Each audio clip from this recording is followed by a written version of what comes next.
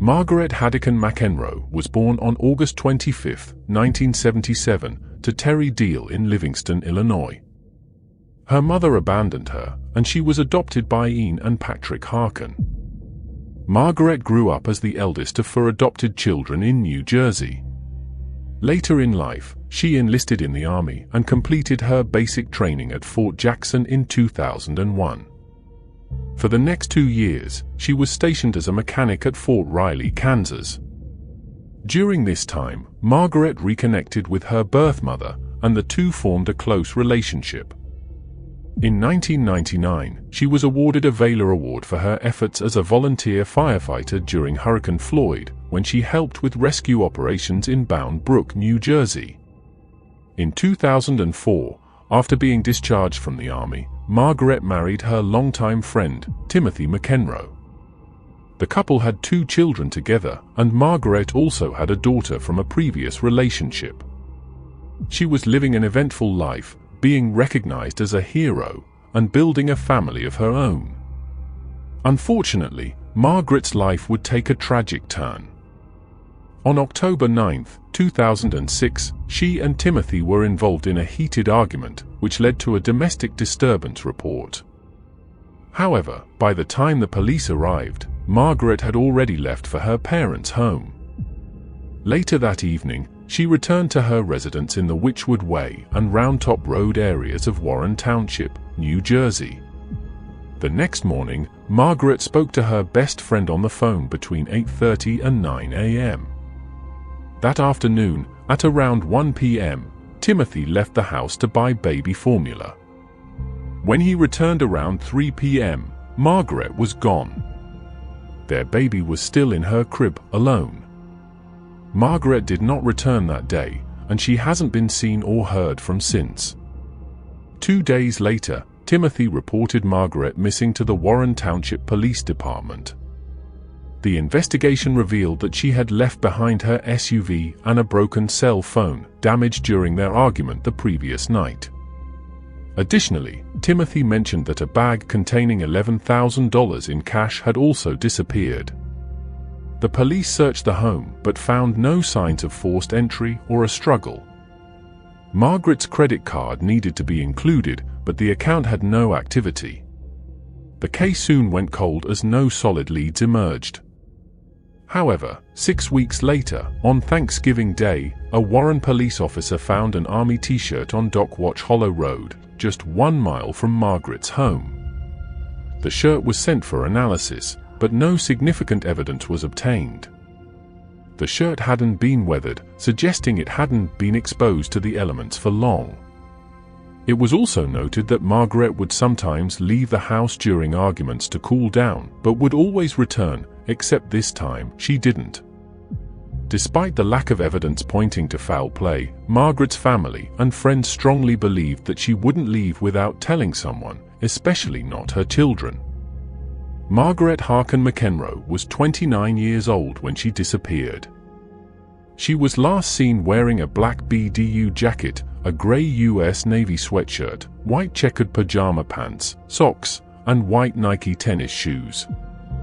She is described as a Caucasian female with brown hair and brown eyes, standing 5 feet 2 inches tall and weighing around 110 pounds.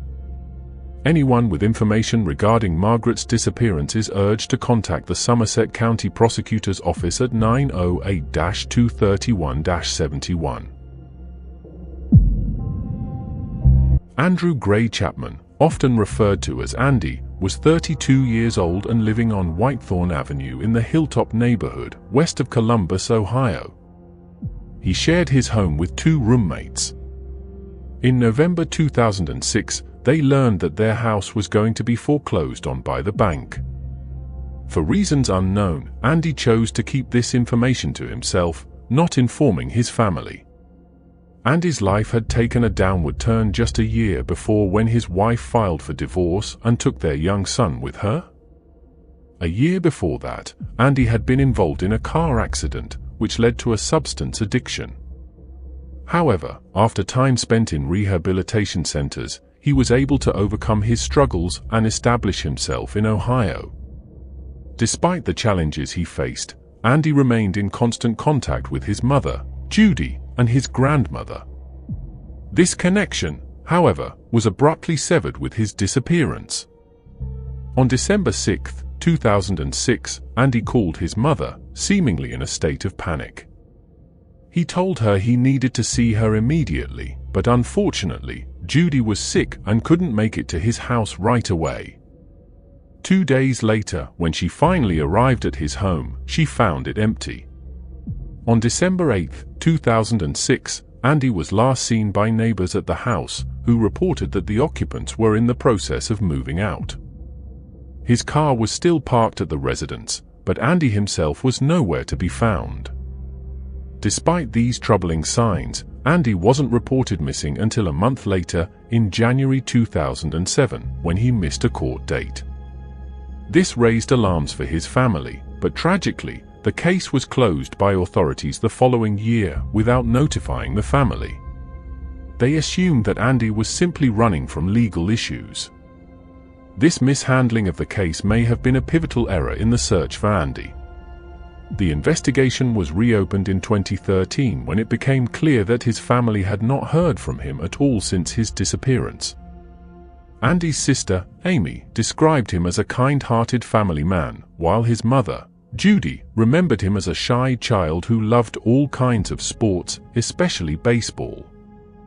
During the investigation, it was revealed that just a few months before his disappearance, Andy had requested a withdrawal from his retirement fund. His family confirmed that he received a check for $39,000. Of this amount, $14,000 was used to buy a car, the same vehicle that was left behind at the house. Strangely, the car had been transferred into the name of one of Andy's roommates without the family's knowledge. Both Amy and Judy strongly believed that Andy's disappearance was connected to the car and the money. Suspicion deepened when investigators were unable to trace the remaining funds that Andy had withdrawn. The circumstances surrounding his disappearance remain unclear, and after all these years, Andy's whereabouts are still unknown. As time passed, the possibility of foul play became more apparent. A reward of $4,800 is being offered for any information leading to Andy's location or answers about what happened to him. Andrew Chapman is described as a Caucasian male, with brown hair and brown eyes, standing at 6 feet tall and weighing around 175 pounds at the time he disappeared. He wore eyeglasses and had a mustache. It is uncertain what he was wearing when he vanished, but he typically wore large or extra-large shirts and size 11 to 12 shoes. If anyone has information regarding Andy's disappearance, they are urged to contact the Columbus Police Department at 614-645-4545. Lisa Lee Chandler was born in March of 1963. She would later become the mother of 2 boys and moved into a house located on the 5500 block of Highway 34, north in Wolf City, Texas. She had been living there for around 20 years. Unexpectedly, Lisa would disappear. It was around 5 p.m. on the 23rd of September, 2007, when the 44-year-old was last seen at her Wolf City home. That day, she had spoken with her mother, Marie, on the phone, telling her that she wasn't feeling well. Lisa mentioned that she had a doctor's appointment the next morning before heading out to her mother's home in Starks, Louisiana, about 6 hours away. However, Lisa never made it to her mother's house, nor did she attend her doctor's appointment. At that time, Lisa was known to be under more stress than usual. She had been going through a divorce. But it was very unlike for her to leave without warning. The next day, Marie tried to contact her daughter but couldn't reach her. Growing more worried, Marie drove to Lisa's house, where she found her daughter's vehicle still parked in the driveway and her beloved dog running around the yard. Marie approached the house and found the doors unlocked, the windows open, and the TV on. Lisa's pack of cigarettes, glasses, and purse were left on the table. Alarmed, Marie called the Hunt County Sheriff's Office that afternoon to report her daughter missing. When the police arrived, they brought sniffer dogs to help in the search. The dogs tracked Lisa's scent south of her Wolf City home, following the highway toward Greenville. After about 5 miles, the scent trail abruptly stopped. Handlers thought that Lisa might have been picked up by a motorist, as the trail stopped at a certain point. Ground and air search efforts were conducted across the 1,500 acres surrounding Lisa's home, but no clues were found. One person of interest was identified, but it hasn't been confirmed if any evidence has been tied to this person.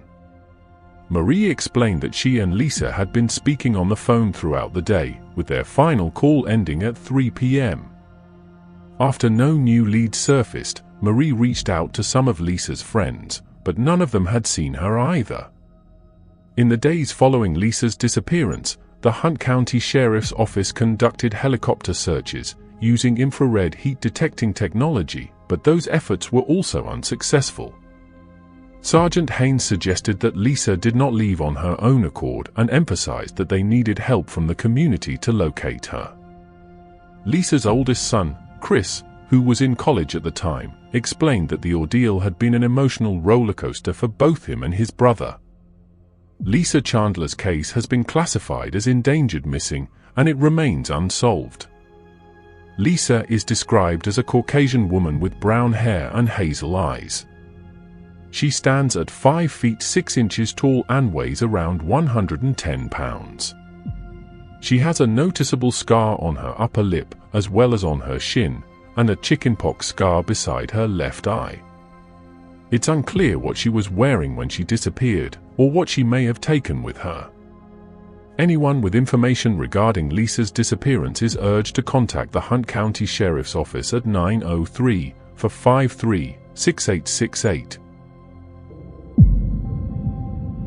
Robert Herod, also referred to as Bob, was born in January of 1928.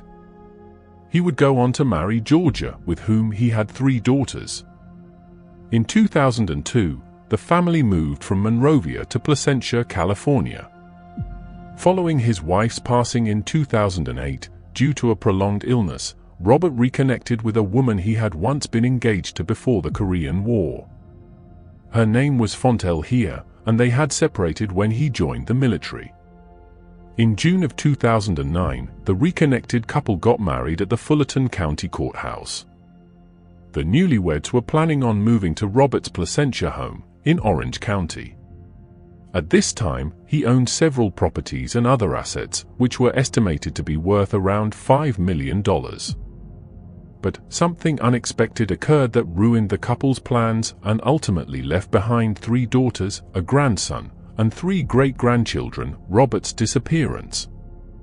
On the 27th of July, 2009, Robert was at his residence at 522 Carnation Drive, where he and his son-in-law were doing some repairs in preparation for the arrival of his new wife. Around 2:30 that afternoon, Robert's son-in-law headed to Home Depot to get more supplies. When he returned to the property, an hour later, he found Robert's maid standing on the porch, waiting. The front door was locked, so the son-in-law and the maid entered through the back. Upon entering, they were met with an eerie silence. Robert was gone. That evening, after Robert still hadn't returned, the family contacted the police and reported him missing. At the time, Fontel was back home in Missouri, packing her belongings in preparation to move to Placentia 2 days later. Investigators searched the house and discovered that Robert's keys and wallet were missing. However, his 1997 gold Toyota Camry, along with his reading glasses, were left behind. There has been no activity on his bank accounts or credit cards since his disappearance. Detectives found a few notes suggesting Robert was planning to add his new wife's name to several accounts. After his disappearance, a dispute arose between Fontel and Robert's daughters over his estate. In August of that year, 2 of his daughters filed a petition for conservatorship to gain control of their father's missing assets. Their goal was to free up some money so that a reward could be offered for information leading to Robert's whereabouts. As recently as 2019, 2 people were arrested in connection with Robert's disappearance but were released shortly after due to a lack of evidence and a pending investigation. Initially, the family suspected Robert's barber of being involved, but investigators found no evidence to support this claim. Detectives also found no signs of foul play in the disappearance. A $50,000 reward was offered for any information leading to Robert's whereabouts, or to the arrest or conviction of those responsible for his disappearance. At the time of his disappearance, Robert Murrell Herod was 81 years old. He is described as a Caucasian male, with partially grey hair, a balding top, and blue eyes. He stood 5 feet 11 inches tall and weighed around 160 pounds.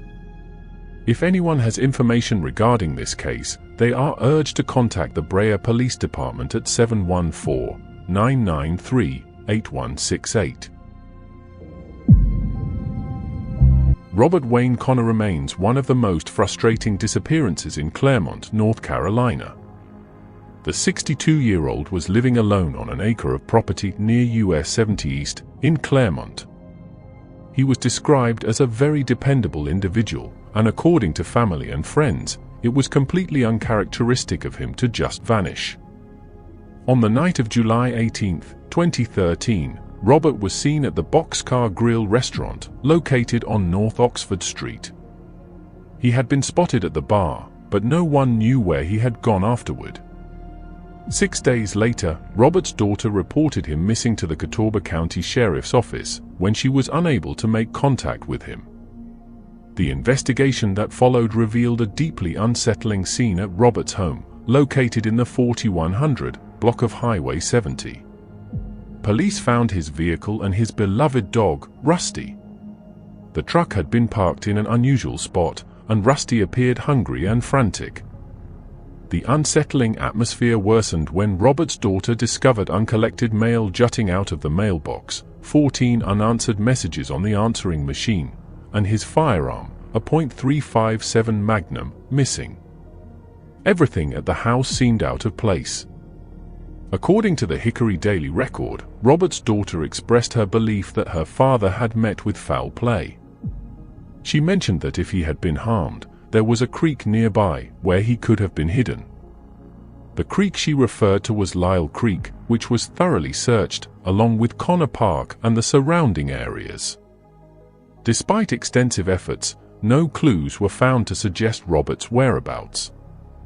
3 years later, in a surprising development, authorities received an unexpected tip. This led them to a pond 3 miles from Robert's house, near Bunker Hill School. They searched the pond but found nothing. That same year, detectives interviewed John Franklin Dixon, the last person known to have seen Robert before his disappearance. However, no new leads emerged from the interview, and Robert's case remained cold. Robert's home remained disarranged, his dog left alone, and no clues as to his whereabouts ever arose, making this one of Claremont's most frustrating missing person cases. Despite the lack of concrete evidence, law enforcement officers also believed Robert likely met with foul play. Robert's case was shared on the Missing Person Cases Network's Facebook page and garnered attention on Reddit. Several Reddit users, familiar with the area, pointed out possible locations where Robert could have ended up, including Little Mountain, which was situated near his home. Robert Connor is described as a Caucasian male, standing at 6 feet tall and weighing around 210 pounds at the time he went missing. He had grey, balding hair and a full beard, though his eye color was not specified. Robert's typical attire included a white t-shirt, overalls, and a hat. He was also known to wear a gold chain necklace with a gold nugget, a silver Timex, and a Citizen brand watch. Any information regarding the whereabouts of Robert Wayne Connor should be directed to the Catawba County Sheriff's Office at 828-465-8301. Melissa Ann Montoya is a Native American woman from New Mexico. The 42-year-old was enrolled as a member of the Jicarilla Apache Nation in 2001. At the time of her disappearance, she was living with her boyfriend in a secluded area of Colorado and working at a nearby ranch. According to her family, the two had been involved in a tense relationship which left Melissa too afraid to leave him. Despite her family offering her a place to stay, she declined, saying she didn't want to be a burden to them. On March 9th of that year, Melissa headed out to the Apache House of Liquor, where a St. Patrick's Day party was being held. The local pub, located at 13605 US Highway 64 in Dulce, had been nicknamed the Zoo. At the party, she met up with her younger cousin, and the two spoke at length for at least an hour. During their conversation, it seemed as though Melissa was preparing to end her relationship with her boyfriend. Later that evening, she caught up with a friend, and the two began talking when they were approached by a man, believed to be Melissa's boyfriend. After a brief argument, Melissa demanded some space. An hour later, the man approached her again, instructing her that it was time to leave. Melissa walked out of the bar, with the man following closely behind. After this, she was never seen or heard from again. As soon as the investigation began, the boyfriend was the first person to be interviewed. During the interrogation, he claimed he wasn't at the bar that night. However, witnesses reported seeing him there. The man stated he knew nothing about Melissa's disappearance. Due to the lack of evidence, he couldn't be tied to any crime. Not long after, he passed away, and his Colorado home was found burned down. Authorities searched through the remnants of the property but found no evidence related to Melissa's disappearance. Within a month of her vanishing, the Jicarilla Apache Nation Police Department began investigating, along with the Bureau of Indian Affairs, BIA. Unfortunately, progress on the case was slow, and it seemed as though Melissa had vanished without a trace. Earlier this year, Darlene Gomez, an attorney and friend of Melissa, received an email regarding remains that had been found in Dulce. These remains had initially been found 4 years prior and tested positive as female. However, with improved technology, it was later determined that they were the remains of a Native American male. This crushing discovery meant that family, friends, and the community still had no answers about Melissa's fate. Darlene Gomez has spent the last 2 decades fighting for answers, but to no avail. Melissa's big smile and sweet nature continue to haunt those who knew her. Family and friends describe her as fierce, strong, and independent. At the time of her disappearance, Melissa had black hair and brown eyes. She was 5 feet 7 inches tall and weighed around 155 pounds. According to the missing person database, Melissa was believed to have been wearing contact lenses and blue and brown boots when she vanished. Any information regarding the whereabouts of Melissa and Montoya should be directed to the Jicarilla Apache Nation Police at 575-759-3222. It was 9:45 a.m. on August 4, 1981, when a woman visiting the shopping center on Manhattan Boulevard glanced through the window of a law office to check the time on the clock that hung on the wall. Beneath the clock sat Cindy Anderson, at her desk, where she worked as a secretary. She was alone at the time, as the lawyers she worked for were all in court that morning. This would be the last time anyone would see Cindy. Her disappearance remains unsolved to this day. Cindy was 20 years old at the time of her disappearance. She was known to be straight-laced, according to those who knew her, and she came from a devout Christian fundamentalist family. She was eagerly anticipating the start of classes at William Tyndale Bible College in Detroit, which she planned to attend at the end of the summer. Cindy was also in a relationship with Jeff Lemley, the man she believed she would marry. On the surface, everything seemed normal in Cindy's life, but there was more going on than anyone realized. Cindy had been receiving disturbing phone calls for months, leading up to her disappearance. The calls would come through at her workplace and appear to terrify her, though no one ever heard who was on the other end of the line. One day, a client came into the office to pay a legal bill, and he witnessed Cindy answer the phone cheerfully, only to quickly slam the receiver back down. A few moments later, the phone rang again, and this time, Cindy answered with visible nervousness. It appeared to be the same caller, and she once again slammed the phone down. The client was so concerned by Cindy's reaction that he contacted the police and asked them to check on her. In addition to the unsettling phone calls, Cindy had also been experiencing strange dreams. In these dreams, a man she knew would force her out of her home, into his car, and take her life. Despite her parents' attempts to reassure her that they were just dreams, Cindy couldn't shake the feeling that they were somehow related to a stalker. These unsettling events culminated in her disappearance on August 4th. Just 15 minutes after she was last seen by a passing shopper, Cindy's mother tried to call her at work. When Cindy didn't pick up, her mother assumed she was on the other line with a client. However, it soon became clear that no one had been able to reach the office. When the lawyers arrived at the office around noon, everything seemed in order. Phone messages had been neatly placed on their desks, the air conditioner had been switched on, and Cindy's car was still parked outside. The only thing amiss was that Cindy herself was missing, along with her car keys and purse. Both police and Cindy's family strongly believe foul play was involved. Who might have taken her, and why, remains the subject of countless theories, including one suggesting that a lawyer at the firm may have been involved, though no evidence supports this claim. How Cindy was taken is also a mystery. None of the phones had been left on hold, which Cindy would typically do if she was stepping out of the office, so it seemed unlikely she had simply gone out for lunch. Yet, there were no signs of a break-in, and Cindy had been keeping the door locked, due to her fear of a stalker.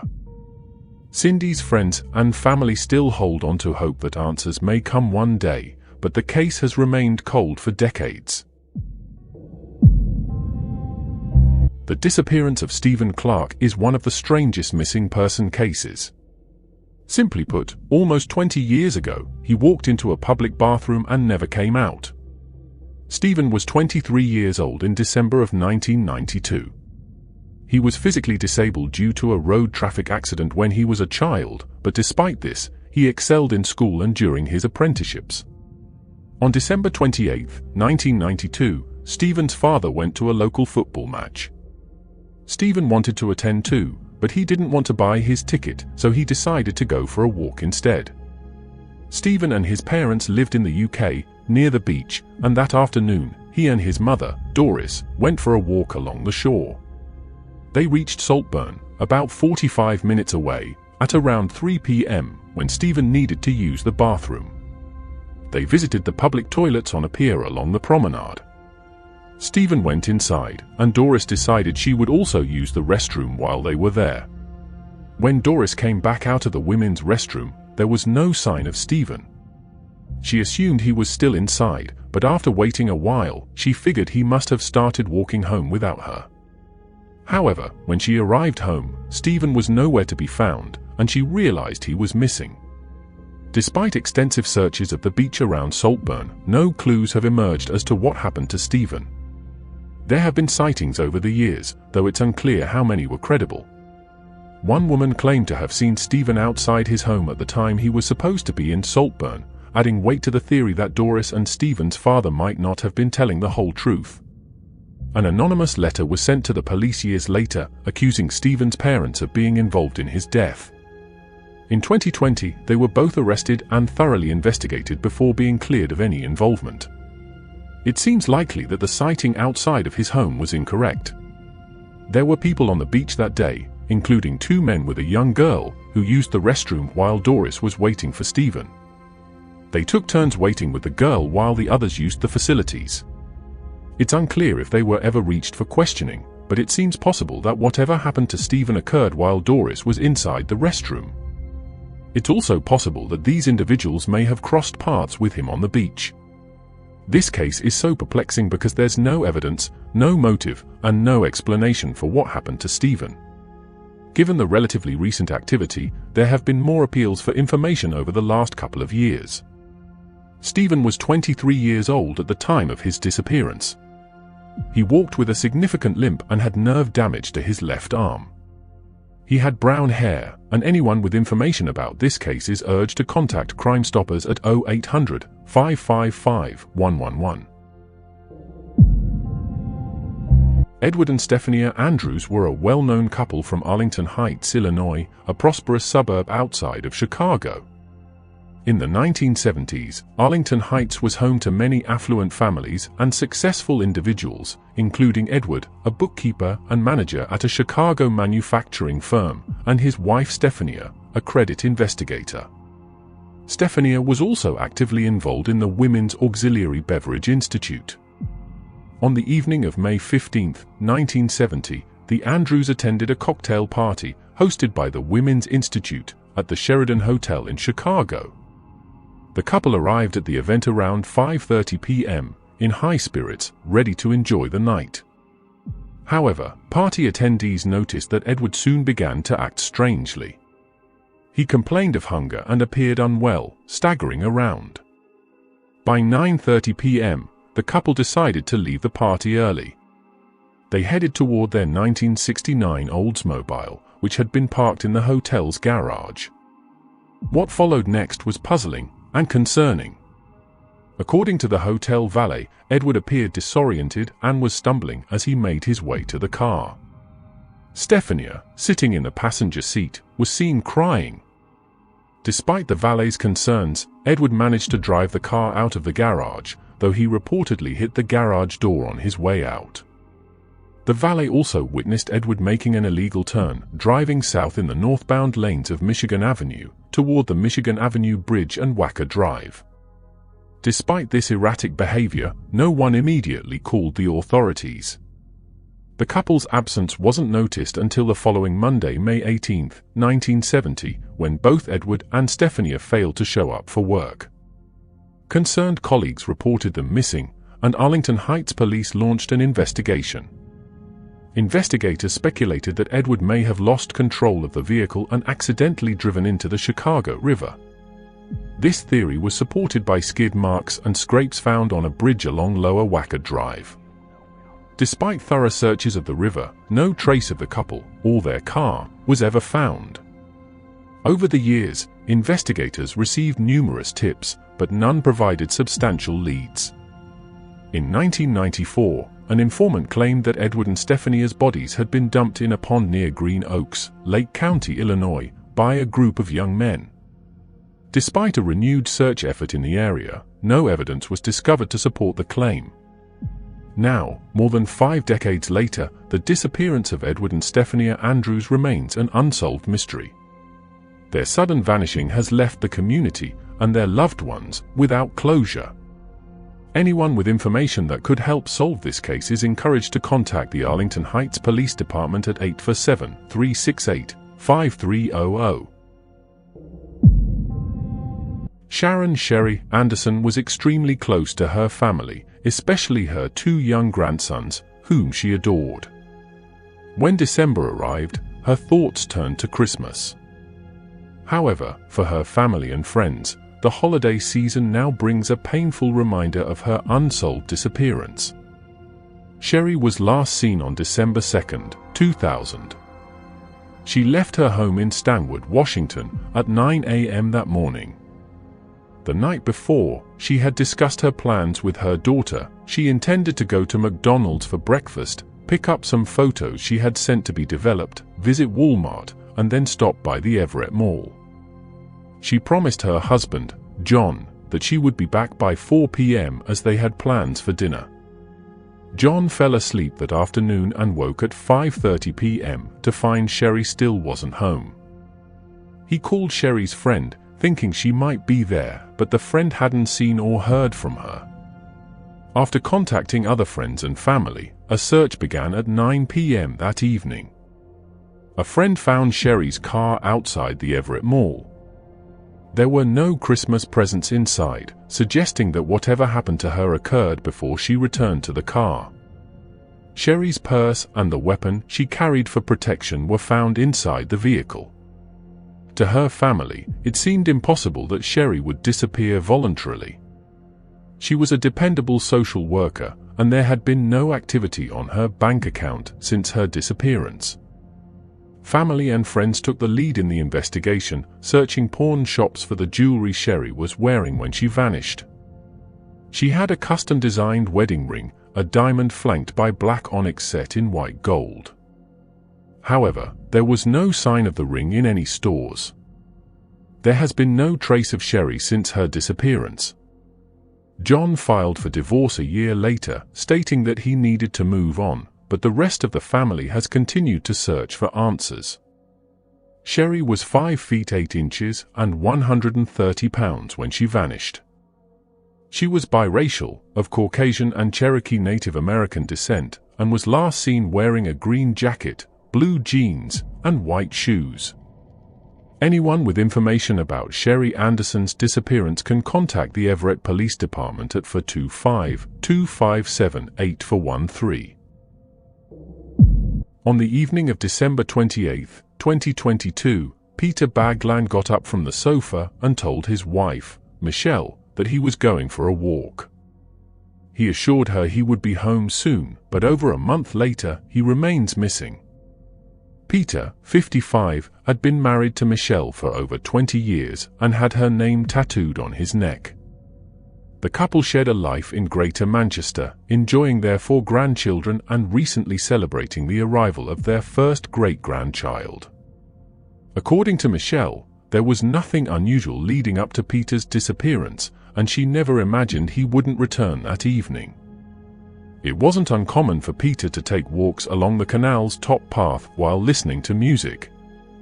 At 7:38 p.m., he was captured on CCTV at the Texaco garage in Mostly Common, purchasing a bottle of whiskey.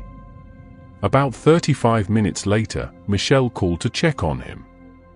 Peter mentioned he was walking along the Bridgewater Canal to clear his head, though he didn't specify what was troubling him. Concerned, Michelle was reassured by his promise to be home soon, his final words to her being, "I love you. You're my world." When Peter didn't return, Michelle's calls went unanswered, prompting her to report him missing. The first clue appeared the next day along the canal top path. Peter's phone, hat, and earphones were found together. It seemed plausible he might have fallen into the canal, leading to a police underwater search of the entire stretch. Over 200 people joined the search efforts, but no further clues were discovered. The absence of other items he might have been carrying deepened the mystery. Peter's family believes someone knows his whereabouts or what happened to him. They urge anyone with information to contact Greater Manchester Police at 101 or Crime Stoppers at 0800 555 111. Peter is described as 5 feet 10 inches with grey hair and a tattoo on the left side of his neck. 22-year-old Tal Arad has been missing since the early hours of December 16, 2022. His case has baffled investigators, as there has been no trace of him for nearly 2 years. Tal's, a resident of Queensland, Australia, was last seen by his family when he left their home that morning, and they have not heard from him since, leading them to suspect foul play. Tal's was a student at Spine Effect State School, where he was an enthusiastic rugby player. He also worked at a nearby cattle station and was a musician who enjoyed playing the didgeridoo. Around 3:45 a.m. on the morning he disappeared, Tal's left his house on Carbonate Street. CCTV footage captured him walking along Alma Street and crossing a bridge at approximately 3:51 a.m., just minutes after leaving his home. When friends and family were unable to reach Tal's by December 19th, 3 days after his disappearance, they reported him missing. Despite a comprehensive land and air search, no trace of Tal's or his belongings was found. A Mount Isa police spokesperson noted that it is highly unusual for a missing person investigation in the area to remain unsolved for such a long period without any clues or witnesses coming forward. Tal's phone records showed no activity since his disappearance, and his bank accounts have also been inactive, leading many to believe he did not leave voluntarily. His family expressed deep concern for his safety and medical well-being, as Tal's required daily medication for a condition they did not disclose. Desperate for answers, Tal's family turned to social media, urging the community to report any sightings or information. They believed his disappearance was suspicious, though investigators stated they had found no evidence of foul play. Despite these assurances, the circumstances surrounding Tal's disappearance remain unclear, and the investigation has stalled due to a lack of new leads. Tal's family continues to hope for his safe return, posting messages on his Facebook account asking him to contact them to alleviate their fears. However, as time passes, the likelihood of resolving his case diminishes. Tal's is described as having dark curly hair, short at the back and sides, with an average build, and standing 5 feet 5 inches tall. He has a distinctive star tattoo under his left eye and an indigenous flag tattoo on his left forearm. At the time of his disappearance, he was wearing an orange, black, and white shirt, black shorts, black shoes, and a maroon bucket hat. Anyone with information about Tal's disappearance is urged to contact their nearest police station immediately. His family and friends continue to search for answers and hold on to hope that one day they will find out what happened to Tal Arad. Jackson Brent Garcia was last seen by his cousin the day after Christmas in 2020. Without any warning, he left the house and has not been seen or heard from since. Brent was 18 years old and living in Sumter County, South Carolina, at the time of his mysterious disappearance. He was very close to his family, especially his grandmother, with whom he lived. Brent had dreams of becoming a veterinarian and had a deep love for animals. Christmas Day 2020 was like any other for Brent and his family. They gathered at his mother's house, enjoying good food and exchanging gifts. No one noticed anything unusual about Brent that day, and they had no idea it would be the last time they saw him. After the celebration, Brent left with his grandmother but did not go home with her. Instead, he went to visit a cousin, which was unusual as he typically informed his family of his whereabouts. Brent and his cousin spent the evening playing games. At one point, Brent's brother called, and they chatted for a while. Around 5:30 p.m., Brent received a call from his grandmother, who asked if he would be coming home that night. Brent assured her he would be home soon. This was the last time she heard from him. When Brent didn't return home, his grandmother, Jean, tried to call him again but got no response. Brent's location was still known at this point, as he stayed at his cousin's house for the night, which was unusual for him not to inform his grandmother about his plans. On the evening of December 26th, Brent vanished. He and his cousin had taken the dog outside around 7 p.m. After the dog was done, Brent's cousin took the dog back inside, but Brent didn't follow. His cousin didn't actually see Brent leave, but noticed he was gone when he returned to look for him. A few days later, Brent's mother reported him missing. Sniffer dogs picked up his scent at a Family Dollar store on Route 15, about an hour-and-a-half walk from his cousin's home and far from his grandmother's place. Despite a search of the area, no clues were found. For over 2 years, Brent's family has been searching for answers and raising awareness of other missing person cases in the local area. A $10,000 reward is offered for information leading to Brent. Anyone with information can contact the Sumter County Sheriff's Office at 803-436-2000. In 1991, the disappearance of Angela Hammond shocked the tight-knit community of Clinton, Missouri. Angela, a beloved recent graduate of Montrose High School, was known for her outgoing personality.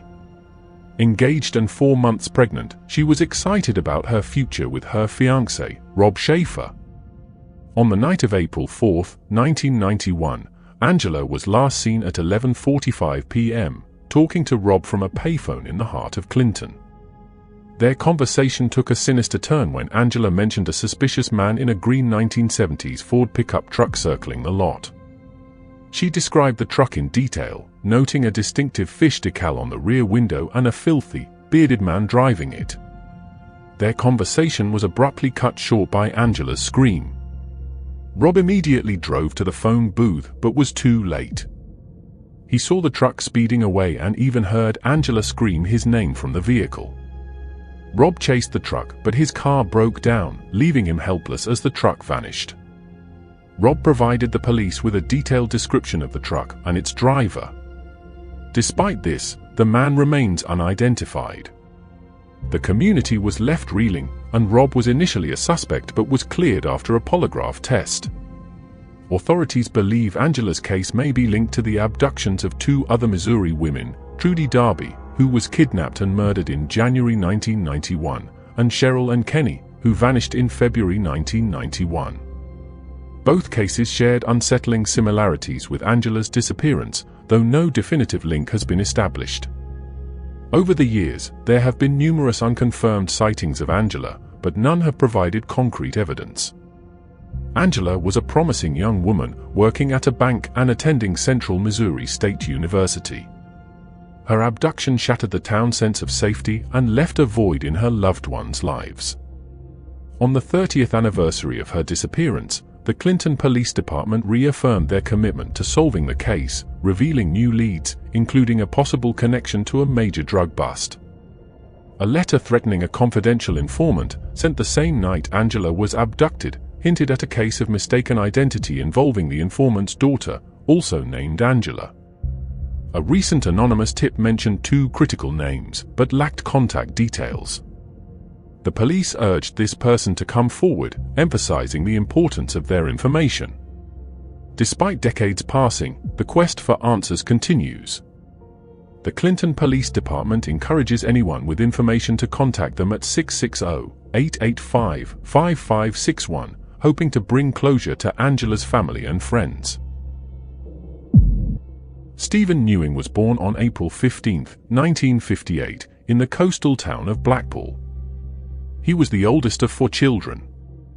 His mother, Jean, fondly recalled in 2013, "I think of his cheeky little freckled face and the way he always used to get into mischief, whether it was falling off his bike, out of a tree, or getting his teeth knocked out by a football."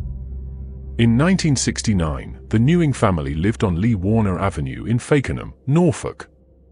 On September 2nd of that year, during Stephen's school holidays, the 11-year-old was playing with a friend. He told his mother he would have dinner at his friend's house and promised to be home by 8 p.m. before he left.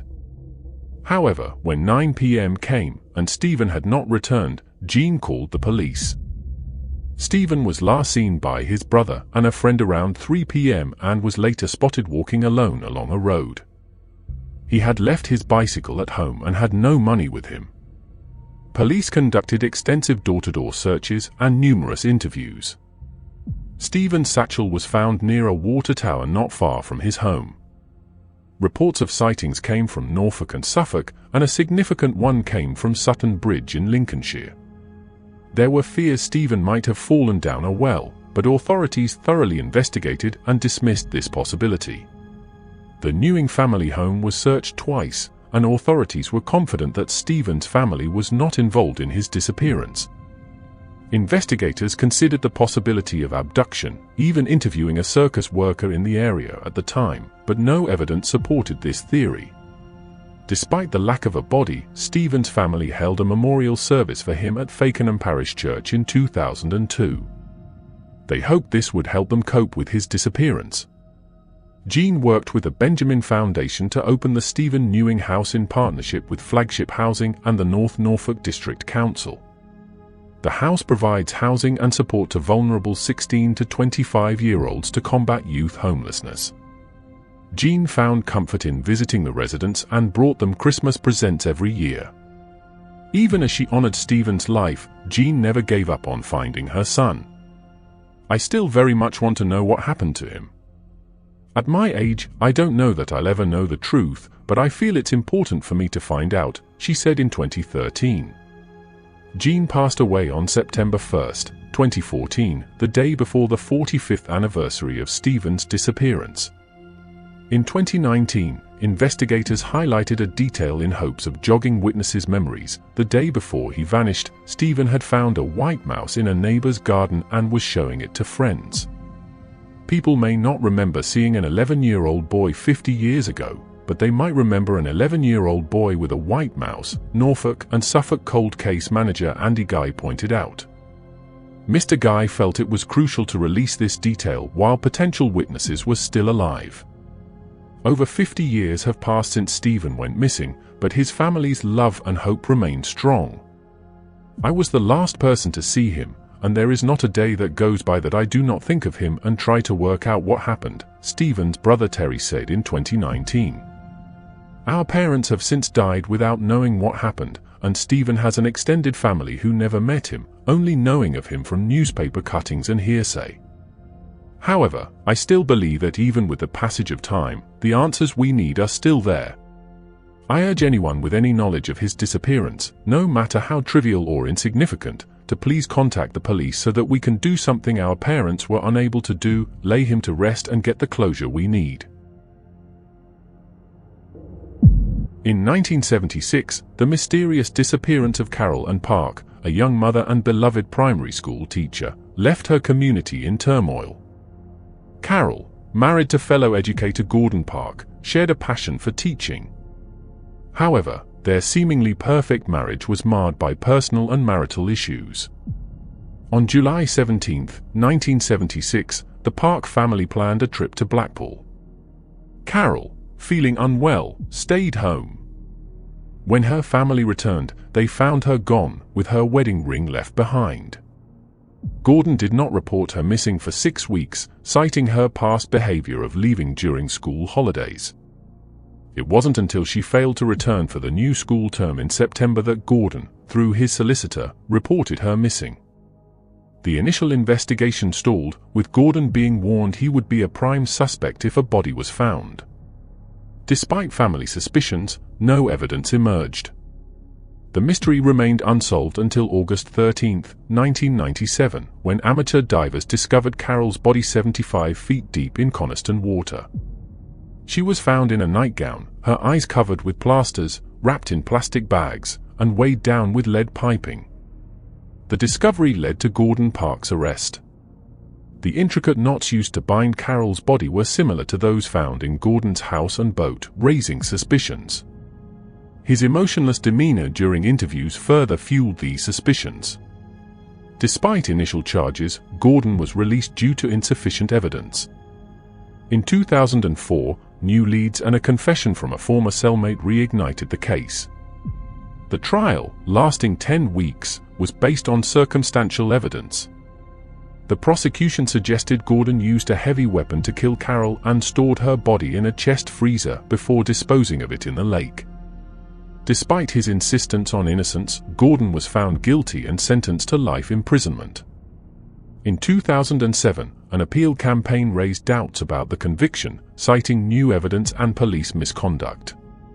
However, the appeal was rejected in 2008, with the judges deeming the new evidence insufficient. The case remained controversial, with lingering questions about the fairness of the trial and the integrity of the evidence. On January 25, 2010, Gordon Park was found dead in his prison cell, an apparent suicide on his 66th birthday. His family continued to assert his innocence, believing his death to be a result of the wrongful conviction. In 2019, a second appeal, based on new findings from the Criminal Cases Review Commission, questioned the evidence used in the trial. Despite these revelations, the appeal was rejected in 2020, leaving the conviction intact. The Lady in the Lake case, despite the conviction, remains shrouded in mystery. The circumstantial nature of the evidence, contested testimonies, and lingering doubts keep the case unresolved. The full truth of what happened to Carol Ann Park on that summer day in 1976 may never be known, leaving the case a haunting enigma in the depths of Coniston water. Denise Plum, an 18-year-old standout athlete and high school track star, disappeared in 1986 in Connersville, Indiana. Denise had her sights set on earning a track scholarship for college, but her future was tragically cut short. She had been living with her parents and younger sister, looking forward to her senior prom, despite having recently ended a 3-year relationship with her boyfriend, Sean McClung. According to her mother, Denise seemed more positive and sociable after the breakup, though some of her friends described it as a messy parting. However, on March 27, 1986, Denise attended a bonfire party held on a rural farm in the Glenwood area. What started as a small gathering quickly grew into a large event, with 200 to 300 students in attendance. Denise stayed for a while before heading home. The next day, she realized she had left her purse at the party. Around 12:30 p.m., she called a few friends, expressing her discomfort about returning to the farm alone and asking if anyone could accompany her. Unfortunately, none of her friends were available, so Denise decided to go by herself. Before leaving, Denise briefly spoke with a neighbor, marking the last confirmed sighting of her. When Denise didn't return home for dinner that night, her parents, David and Judy Plum, grew concerned. It was unusual for Denise to miss family meals, and she had been gone for hours. By 8:30 p.m., they reported her missing to the local police. However, the police were initially dismissive, suggesting that Denise was likely just out doing teenager things and that the family was overreacting. Realizing that the authorities weren't taking the situation seriously, Denise's family launched their search. They reached out to everyone they knew, asking if anyone had seen her. During the search, Denise's cream-colored 1981 Bic Regal was found abandoned near the farm where the party had been held. Denise's cousin had returned her purse to the Plum residence at 1:30 p.m., just an hour after she had left to retrieve it herself. The farmer who owned the property told police that Denise's car had been parked there from 12:30 p.m. to 1:15 p.m. but hadn't moved. Despite being only 3 miles from the bonfire site, there was no indication of why Denise would have been in that area. The police searched the area and questioned those who had attended the party, but no one recalled seeing Denise that day. Later, Denise's mother, Judy, received a tip from one of Denise's friends, who claimed to have seen her at the Fashion Bug clothing store on the day she disappeared. However, the description of what Denise was wearing didn't match what she had on before she went missing, leading investigators to dismiss the sighting as unreliable. Denise's ex-boyfriend, Sean McClung, was questioned by police. He claimed that the last time he saw Denise, she was alive, and he was never labeled a suspect. However, investigators noted that Sean didn't actively participate in the search for Denise, nor did he show any signs of emotional distress over her disappearance. Shortly after Denise went missing, Sean moved to Arizona, raising further suspicions. However, the case was initially led by Detective Lieutenant Ted McQuinley of the Fayette County Sheriff's Department, who happened to be Denise's father's cousin. Because of this personal connection, McQuinley kept the family updated on every development, no matter how small. However, the investigation took a disturbing turn on August 10, 1988, when a woman from Norfolk, Virginia, contacted Judy and David, claiming to be their daughter. Both parents stated that the voice on the phone sounded eerily similar to Denise's. Judy was especially convinced, noting that the call came on her day off, which she believed was a deliberate attempt by Denise to ensure someone would be home to answer. The family was filled with hope, and law enforcement spent 2 weeks trying to trace the Norfolk phone number. The Plum family even traveled over 750 miles to Norfolk, hoping to reunite with Denise. Working with local police, they conducted a citywide search, eventually tracing the call to a resident in an apartment complex. It turned out that the caller was a 19-year-old who had previously lived in Connorsville. Initially, she denied making the call, but eventually, she confessed to orchestrating a cruel hoax. She later admitted that she had never seen Denise and had made up the entire story. This revelation devastated the Plum family, turning their hopes into despair. The case remained cold until September 7, 2018, when new information emerged suggesting that Denise might have been murdered, with her body possibly buried in a rural area. The Mary Grey Bird Sanctuary became the focal point of a renewed search after a tip from the ex-girlfriend of a former person of interest. Various agencies, including the Fayette County Sheriff's Department, the Indiana Department of Natural Resources, and the Indiana Department of Homeland Security, joined forces to investigate the site. They used cadaver dogs and ground-penetrating radar, but heavy rainfall delayed the search, and ultimately, it yielded no new evidence. Over the years, investigators repeatedly returned to Denise's ex-boyfriend, Sean McClung, but each time, they found no conclusive evidence linking him to her disappearance. However, in July 2020, during a 3-hour interview, Sean made a shocking confession. He admitted to killing Denise in 1986. Despite this, he refused to disclose the location of her body. According to Sean, the two had gotten into an argument, and with the help of friends, he had hidden her body for over 3 decades. However, Sean had previously served jail time for several domestic violence charges unrelated to Denise's case. His confession was part of a plea deal that would have granted him immunity for the crime and dropped 2 other charges. However, because he refused to reveal the location of Denise's body, the deal was voided. Sean died in September 2020 at the age of 56 from a terminal illness, taking the secrets of what truly happened to Denise to his grave. Despite Sean's confession, the police have no physical evidence linking him to the crime, and Denise Plum's body remains missing. To this day, the full truth behind her disappearance and murder remains unknown, leaving her family and the community without the closure they so desperately seek. On the evening of March 2, 1986, 16-year-old Kevin Hicks left his home in Addiscombe, Croydon, South London, to buy a carton of eggs for his home economics exam the following day. This seemingly ordinary errand marked the beginning of a mystery that remains unsolved to this day. Kevin was a typical teenager, described by those who knew him as happy and well-adjusted.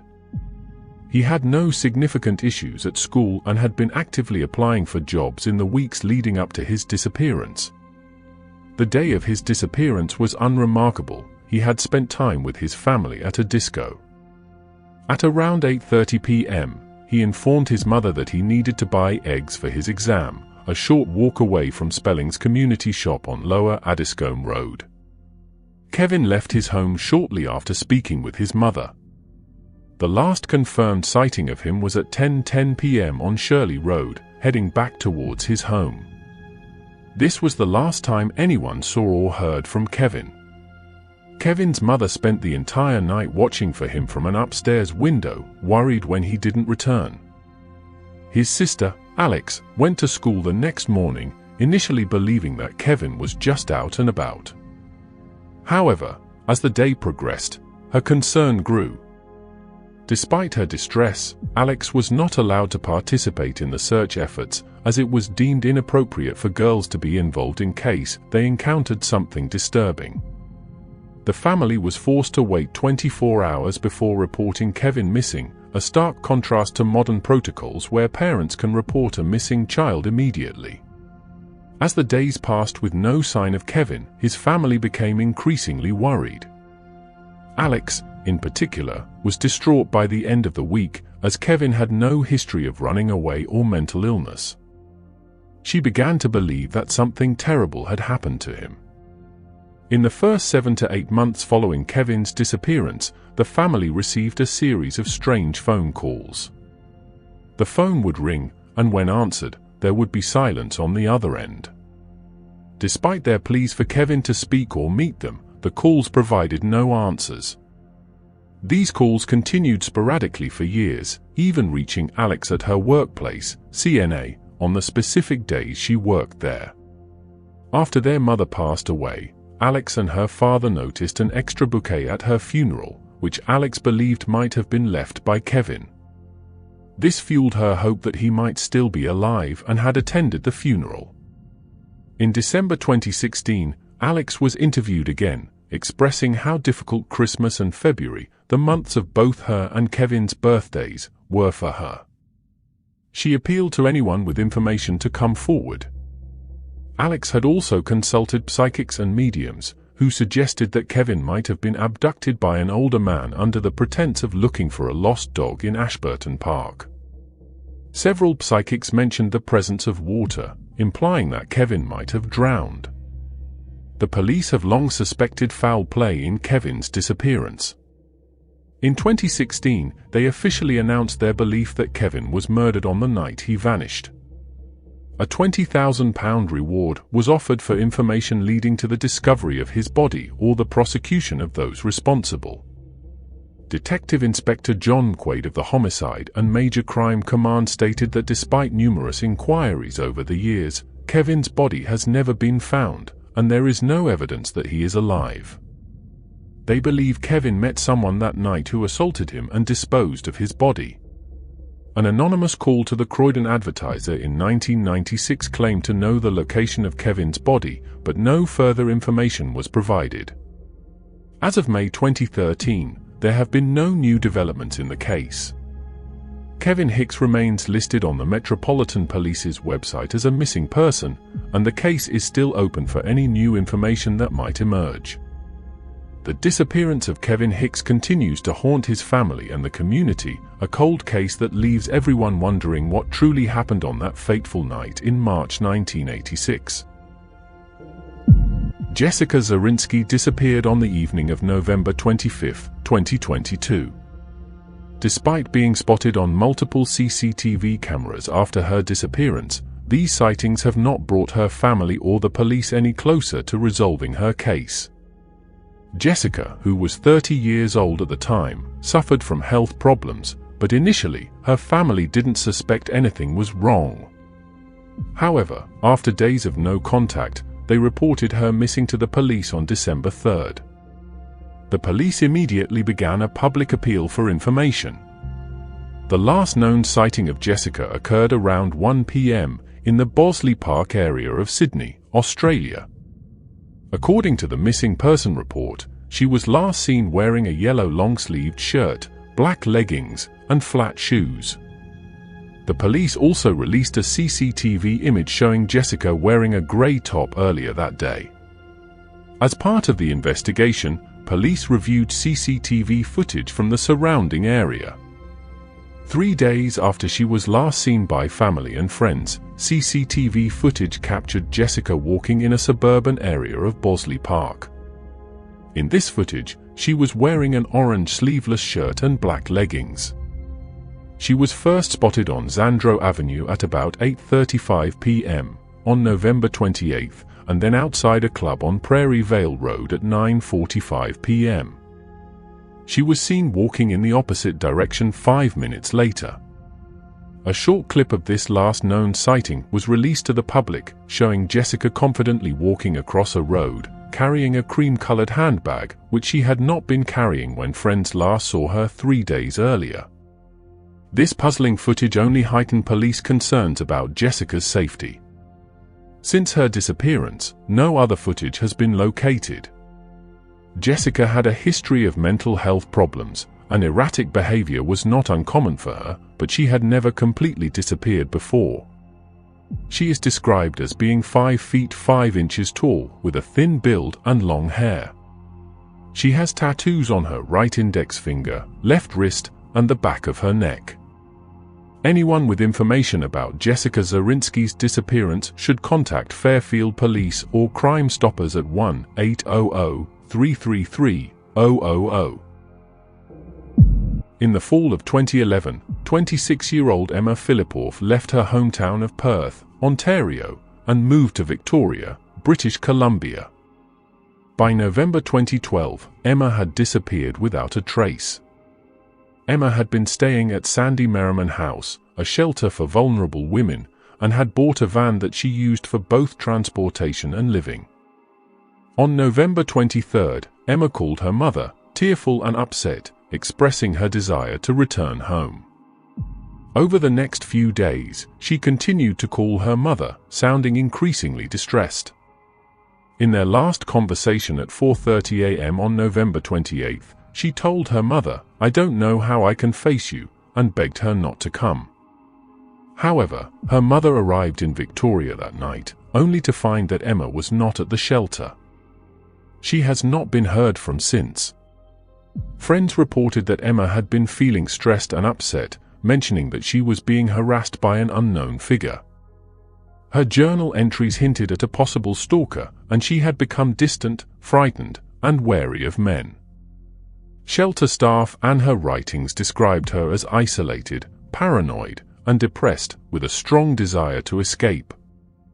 On the day she disappeared, Emma visited a 7-Eleven store twice.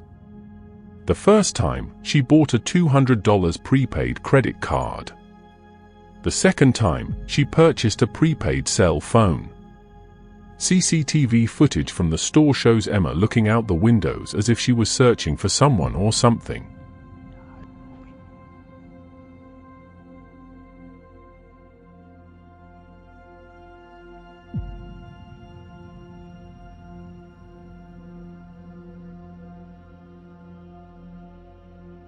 Five days before her disappearance, CCTV footage from a YMCA in Victoria captured Emma entering and leaving the building multiple times within 14 minutes, appearing as though she was avoiding someone.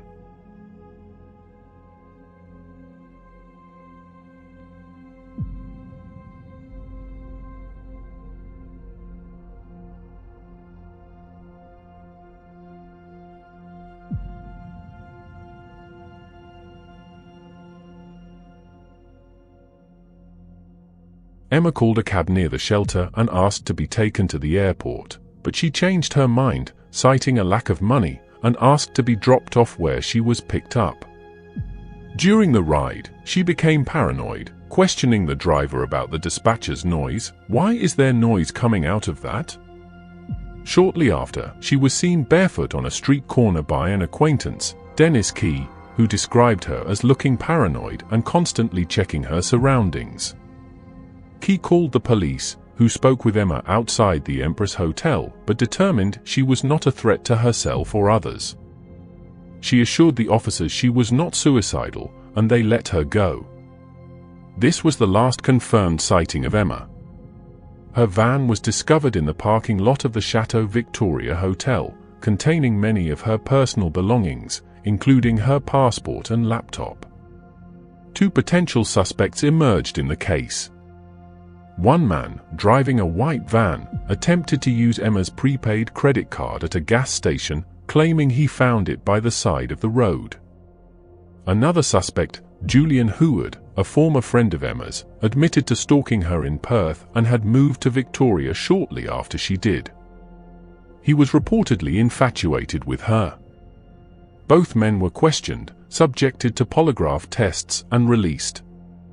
In May 2014, a man walked into a clothing store in British Columbia holding one of Emma's missing person posters. He told an employee that Emma was his girlfriend and that she simply wanted to be left alone. Despite CCTV footage of this encounter being released to the public, no new lead surfaced. In 2016, Emma's brother and mother were found guilty of money laundering, as well as drug and weapons offenses. This case is believed to be unrelated to Emma's disappearance. Speculation about Emma's fate includes theories of suicide, homicide, kidnapping, and a planned escape. However, the truth remains elusive. In January 2022, 24-year-old Alicia Apostle of Boyerin was living with her great-grandfather in Greater Manchester, England. However, on February 2nd, she mysteriously vanished, leaving her family in distress and authorities fearing the worst. Police now believe that Alicia may have met with harm, possibly at the hands of an older man familiar with her family. However, Alicia's disappearance is shrouded in suspicion. Investigators suspect that she had been communicating with an older man through social media. It is believed that this man arranged to meet her in Ashton. The investigation led to the arrest of two men. The first, a 59-year-old from County Durham, was released on bail. The second, a 50-year-old from Ashton-under-Lyne, was also released as the investigation continues. Police released CCTV footage from January 17th, showing Alicia at an Asda supermarket with a man wearing a surgical face mask. The footage shows them leaving the store together after using Alicia's car to pay. Her bank account has not been accessed since this sighting. Additionally, another CCTV image captured Alicia in the passenger seat of a gold-colored Volkswagen Passat at a gas station. The man with her filled the car with fuel before they drove off. The last known sighting of Alicia was on January 22nd in Derbyshire. The police have urged the community to check their CCTV and dashcam footage in hopes of finding further clues about Alicia's whereabouts. They believe that additional sightings may help piece together what happened to her. At the time of her disappearance, Alicia was reportedly wearing a long jacket with a hood. Authorities are appealing to anyone with information about Alicia, the man she was last seen with, or any details about her disappearance to contact the police. The hope is that even a small piece of information could lead to a breakthrough in this troubling case. The search for Alicia Apostle of Boyering continues, with her family and friends desperately seeking answers.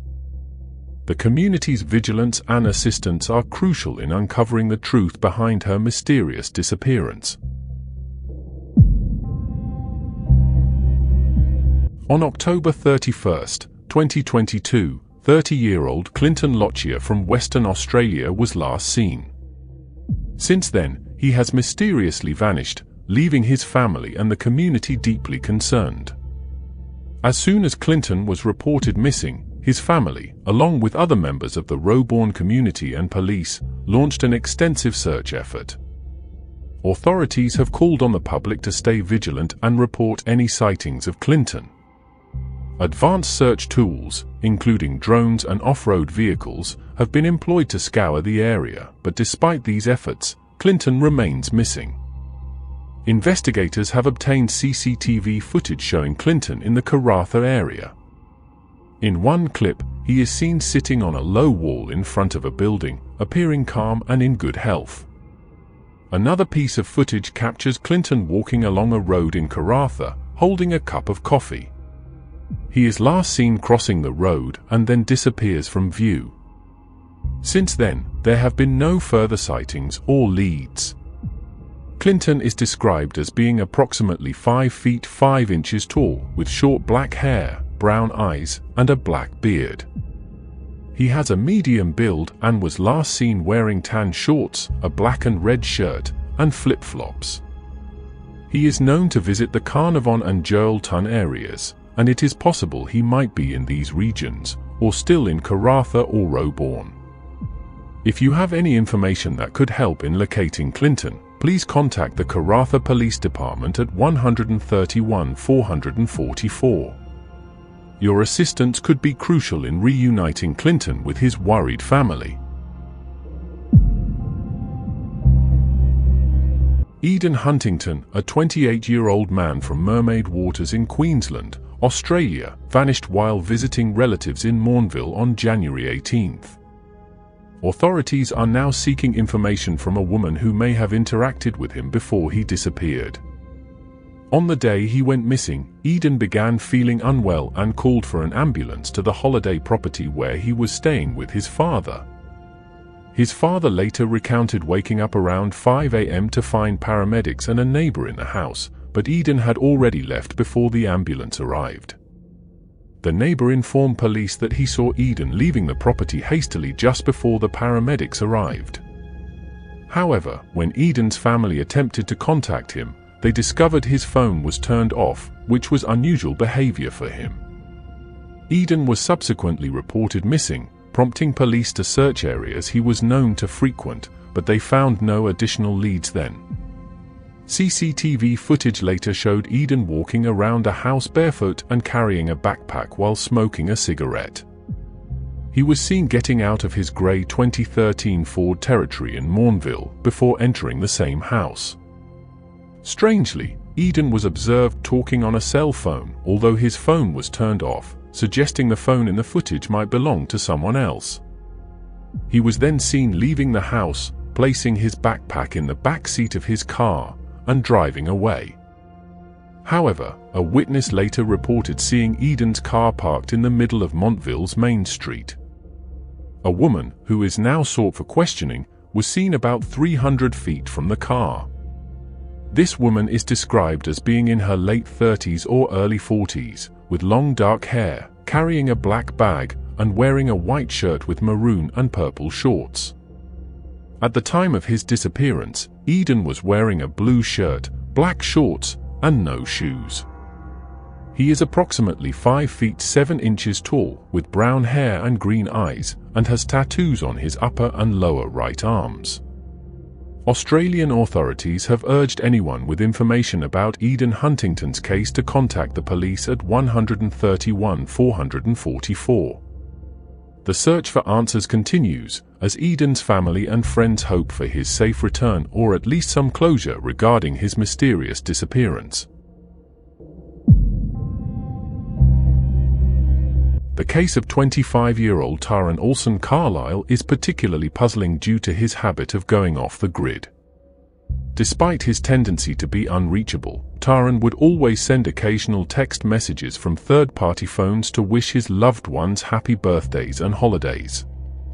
However, on March 2, 2017, he was reported missing to the Las Vegas police, and since then, no one has heard from him.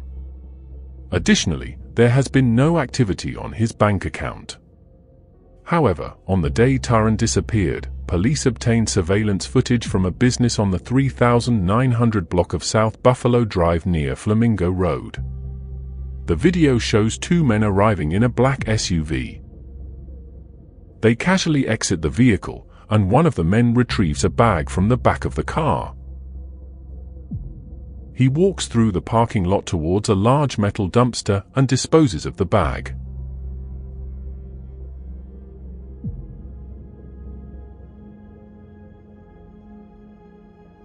What seemed like a routine action took a sinister turn when police retrieved the bag and found clothing inside stained with Taran Olson Carlisle's blood, along with a pair of rubber gloves. Investigators are keen to identify and interview the men in the video, as they likely possess crucial information about Taran's fate. Unfortunately, these individuals have never come forward. Initially, detectives were reluctant to release the surveillance footage, considering the possibility that Taran simply did not want to communicate with his family. However, as more time passed without any word from him, their concerns grew. Metro Lieutenant Dan McGrath stated, "Nobody's heard from him at all, which is very unusual." Taran's prolonged silence, combined with the disturbing evidence from the video, led investigators to transfer the case to the LVMPD homicide section.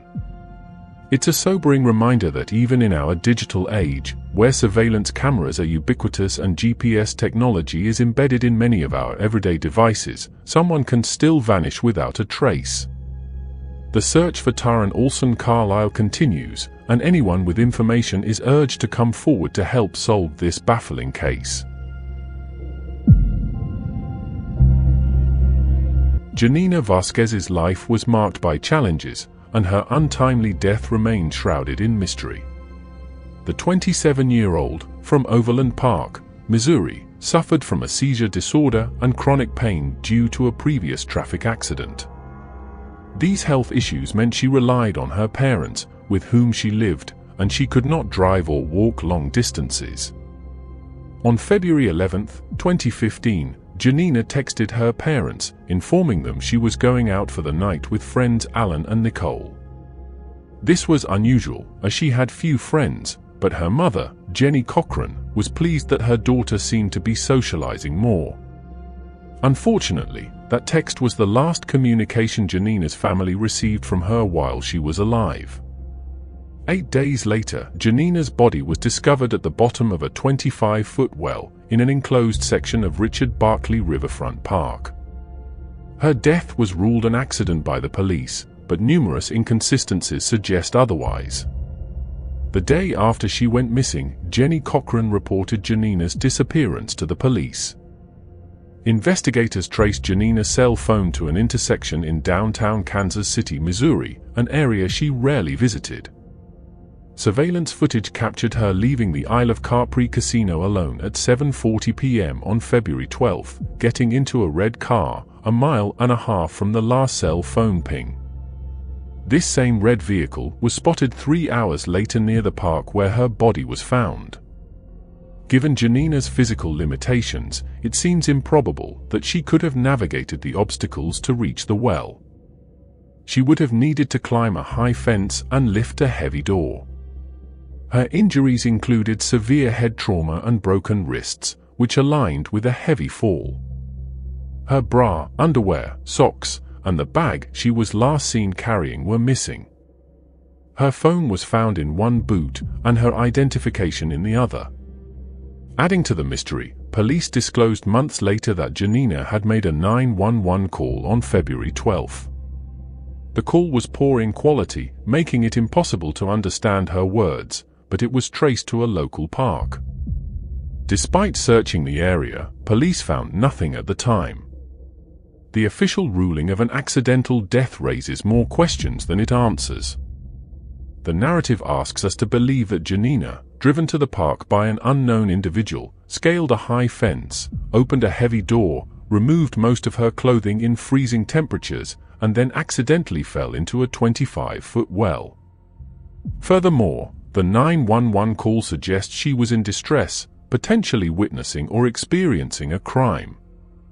It is highly unlikely that she accidentally dialed 911 and then met her death by coincidence. Janina's family continues to seek answers, struggling to understand the circumstances that led to her tragic end. Corey McKeague, who went missing in 2016 in Berry Street, Edmonds, was born in September 1993 in Fife, Scotland. At 9 years old, he moved with his 2 brothers and mother to Dunfermline. In 2013, McKeague joined the RAF, where he served as a senior aircraftman, gunner, and medic.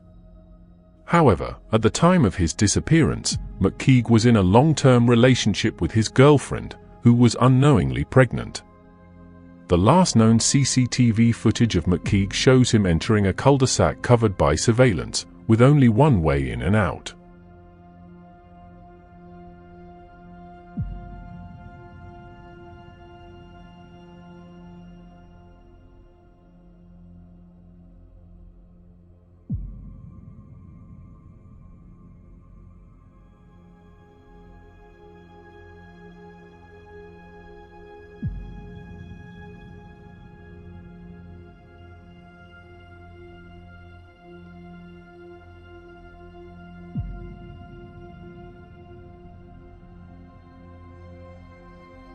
It is believed that McKeague climbed into one of the industrial bins in the cul-de-sac, which was emptied 45 minutes later by a bin lorry.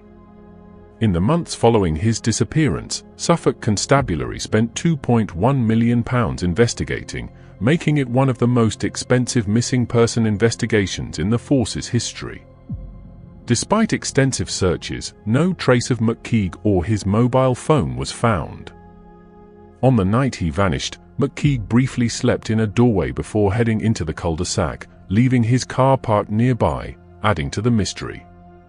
In March 2022, an inquest concluded that McKeague had died after climbing into a commercial waste bin, resulting in compression asphyxia associated with multiple injuries. Despite this conclusion, neither McKeague nor his mobile phone has ever been found. Ellen Bryan Jr. was last seen on November 3, 2013. At the time of his disappearance, Ellen was 23 years old. The last sighting of him was at 2:02 a.m., leaving 6 nightclub to make his way home. Earlier that evening, Ellen had been with his friends at a party at the nearby Leslie Golf Club, just a short walk from his home. After the party, Ellen briefly went home before heading out again to 6 nightclub. However, the final known CCTV footage of Ellen captures him at 2:02 a.m., leaving 6 nightclub.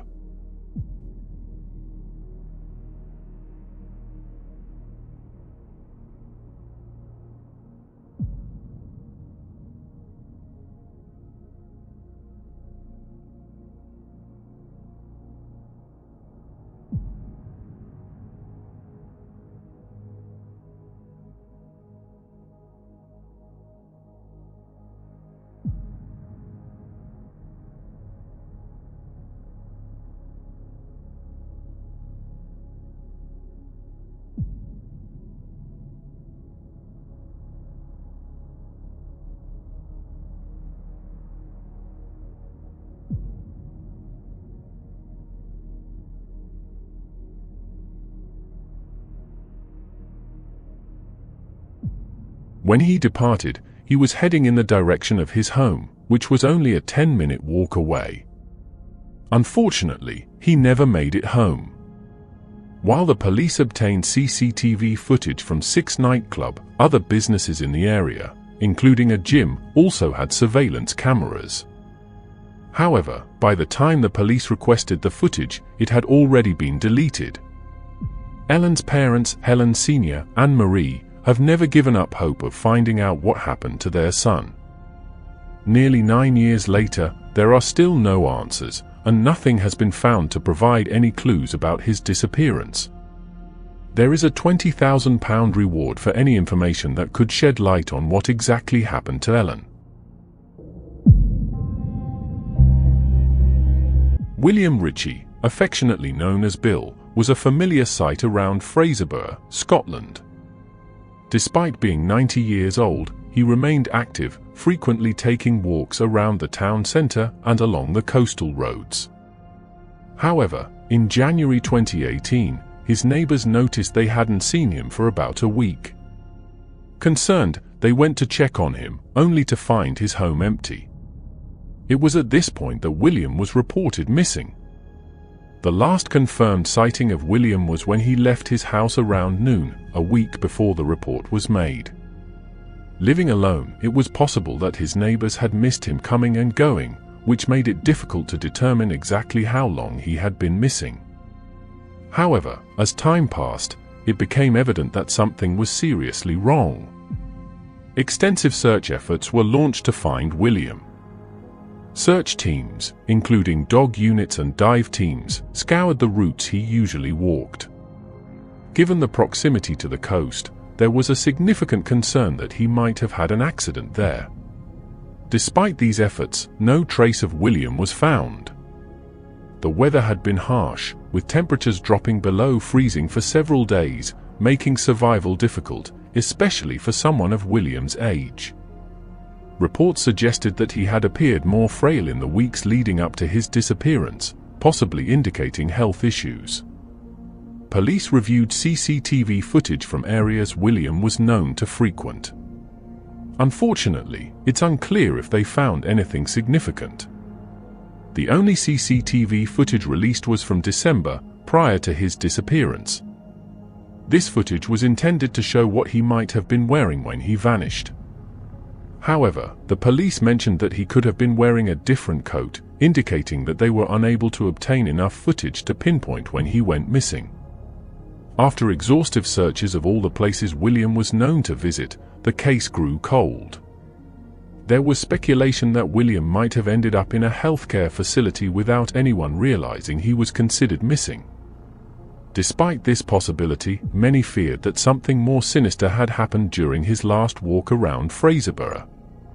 To this day, William Ritchie's disappearance remains a mystery, leaving his community and loved ones in search of answers. In the months leading up to her disappearance in February 2008, Marilyn Bergeon underwent a troubling transformation. A highly educated young woman, fluent in 3 languages, she had settled in Montreal after earning a degree in media arts and technology. Despite living in a neighborhood known for its challenges, including criminal activities, Marilyn had managed without incident for 2 years. However, by late 2007, her demeanor changed noticeably. Close friends observed Marilyn becoming increasingly withdrawn and anxious. During a visit just before Christmas, a university friend noticed her deep sadness. At a party, Marilyn experienced a breakdown when memories surfaced, hinting at a recent traumatic event she refused to disclose. By February 10th, she reached out to her mother, indicating she could no longer stay in Montreal.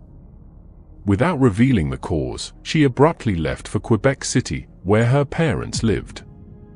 Concerned for her well-being, Marilyn's parents sought mental health assistance.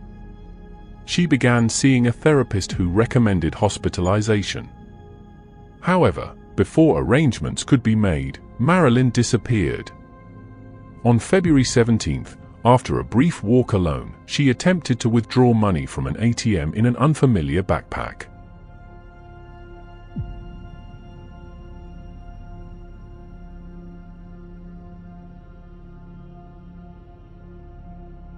Hours later, she was sighted looking distraught in a coffee shop 20 kilometers away. Despite initial assumptions of suicide, subsequent sightings in Hawkesbury, 2 years later, suggested she might still be alive, often seen with a young man under distressing circumstances. Marilyn's family remain steadfast in their search, convinced she is out there somewhere, hoping for her safe return.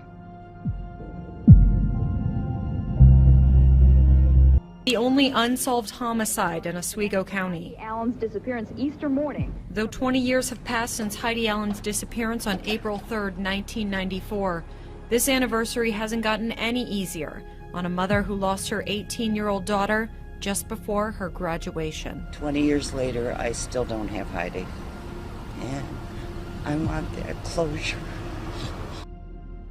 Heidi Marie Allen was an 18-year-old with big dreams of starting a family and pursuing a career in education or counseling. She was on the verge of achieving her goals, nearing graduation from Onondaga Community College with a degree in human services. Heidi had also recently applied for a job at the Oswego County District Attorney's Office, where her name would become forever entwined, but not in the way anyone would have hoped. Heidi disappeared on Easter Sunday, April 3, 1994, while working at the D&W convenience store at the corner of State Highway 104 and 104B in New Haven, New York. Heidi opened the store that morning at 5:45 a.m. sometime between 8 o'clock and 8:15 a.m. A passerby flagged down an Oswego County Sheriff's deputy outside the store, concerned that something was amiss. When the police entered the convenience store, they found the cash register untouched, with money still inside. Small stacks of cash were also left on the counter, apparently from customers who had paid for fuel and merchandise in Heidi's absence. The last recorded transaction on the cash register was at 7:42 a.m. Despite a thorough search of the store and its surroundings, the police found very few clues. Heidi's jacket, purse, keys, and maroon station wagon were all still at the store, indicating she had not left voluntarily. Shortly after Heidi's disappearance became public, Richard Thibodeau, a resident, contacted the police to inform them that he had been at the store earlier that morning to buy 2 packs of cigarettes. He had no idea that his willingness to cooperate would turn his life upside down. A witness later called 911, reporting that they had seen a light blue van in the convenience store's parking lot that morning. The witness claimed to have seen 2 men with a woman near the van, and one of the men was described as holding the woman in what was described as a bear hug before putting her into the van. This description caught the attention of investigators, who connected it to Richard Thibodeau, as he drove a van similar to the one described by the witness. However, there was a significant discrepancy. Thibodeau's van was white and black, not blue. Despite this, many believe the police fixated on Thibodeau as their prime suspect, disregarding other possibilities. About a month after Heidi's disappearance, Richard Thibodeau was arrested, followed by his brother, Gary Thibodeau. Both men were charged and faced trial. Richard was ultimately found not guilty of all charges. However, in a perplexing twist, Gary Thibodeau was found guilty of kidnapping, despite the apparent lack of substantial evidence against him. The jury, in a confusing move, asked the judge how they should proceed in discussing Gary's guilt, suggesting there was no evidence to consider. Yet, they still returned a guilty verdict, leaving Gary in shock. As time passed, the case took on more layers of mystery. Federal prosecutor Lisa Peebles began investigating the circumstances surrounding Gary's conviction and uncovered troubling information. She discovered that Heidi Allen had been working as a confidential informant for the Oswego County Sheriff's Department since she was 15 years old. This crucial detail had been withheld from Gary's defense team during the trial, raising serious questions about the fairness of the proceedings. Peebles also learned that, before Heidi's abduction, a sheriff's deputy had accidentally dropped an informant card with Heidi's name, photo, and status as a drug informant in the parking lot of the convenience store where she worked. The implications of this mistake were staggering, as it could have exposed Heidi's identity to those who might wish her harm. Former Oswego County Sheriff's Deputy Christopher Van Patten took a picture of Heidi Allen and put her information, including her chosen codename Julia Roberts, on an index card. Today in court, Van Patten testified about the information Allen provided, saying, quote, "It was rumor mill, what she heard on the street." Van Patten kept Heidi Allen's informant information in his patrol car and at some point dropped it. The case took another turn when Tonya Priest, a woman who had been trying to share her story with the police for years, came forward with shocking revelations. She claimed that in the early 2000s, she had been at the home of James and Vicky Steen, watching television, when the topic of Heidi Allen's disappearance came up. According to Priest, James Steen, in a boastful manner, confessed to abducting and killing Heidi. He claimed that he, along with Roger Breckenridge and Michael Bowe, had taken Heidi in a white van, beaten her, and ultimately caused her death. That bear-hugged description, matching the earlier witness account, was eerily echoed in Steen's confession. Priest's account was supported by other witnesses who also claimed to have heard Steen brag about the crime. Yet, despite this new information, the authorities seemed reluctant to reopen the investigation. Instead, they dismissed Priest's claims, leading her to accuse one investigator of not caring whether Heidi was ever found. In the end, Gary Thibodeau, who had maintained his innocence throughout, died in prison just 2 years before he would have been eligible for parole. His appeal for a new trial, led by Lisa Peebles, was denied, despite the overwhelming evidence suggesting that the original trial had been deeply flawed. In a 64-page decision, the judge overseeing the appeal said even though there was a, quote, plethora of information presented, it was not enough for him to overturn Thibodeau's conviction and order a new trial. You didn't feel very confident during the appeal, did you? Oh, no. This is a kangaroo courtroom all the way, just like the first one. Got the decision, Judge King denying you a new trial. I don't think were you expecting? Oh, no, I said from the beginning, this guy was just tapped in there to prolong this and drag it out as long as he can, hoping I die in here. The disappearance of Heidi Marie Allen remains a haunting mystery. Despite the numerous errors and missteps in the investigation, the most tragic aspect is that Heidi herself has never been found. Without her, the complete truth of what happened that Easter morning in 1994 may never be fully uncovered, leaving the case shrouded in speculation and doubt. However, at the time of her disappearance, Heidi was described as a white female, 5 feet 11 inches, 145 pounds, light brown, a blonde hair worn long and curly, and blue eyes. She was last seen wearing a grey sweatshirt with a plaid SU logo on the front and white sneakers. She wore glasses or contact lenses and had pierced ears. Her date of birth was September 14, 1975. Anyone who was near the convenience store when she disappeared or has information about the case is asked to contact the Oswego County Sheriff's Office by email or phone at 1-888-349-3411. It has been more than 6 years since Susan Osborne and her son, Evan Chartrand, disappeared without a trace. The 42-year-old mother and her 14-year-old son were officially reported missing in July 2017, leaving behind a trail of clues but very few answers. Who were Susan Osborne and Evan Chartrand? What happened to them? And who is responsible for their disappearance? Susan Osborne, originally from Michigan, became a mother for the first time on June 25, 2002, when she gave birth to her son, Evan Chartrand. Susan and Evan later moved to Alabama when her first husband, Evan's father, was transferred to the state for a job. Unfortunately, their marriage didn't last, and the couple eventually separated. In 2007, Susan welcomed a daughter named Hannah Grace, born from a different relationship. However, this relationship also ended, and Susan found herself once again on her own. At one point, Susan had to flee from yet another relationship due to concerns for her safety, enlisting her brother, Brian, helped her escape with her children. As a result, Hannah's father gained custody of her, while Evan remained with Susan full-time. Despite her love for her children, Susan seemed to struggle with finding a lasting and loving relationship. She felt as though she was doomed to be unlucky in love, thinking that if she couldn't make it work with the fathers of her children, she might never find a partner. But in 2013, Susan believed her luck had finally changed when she met Jerry Osborne, a man who seemed to be her Prince Charming.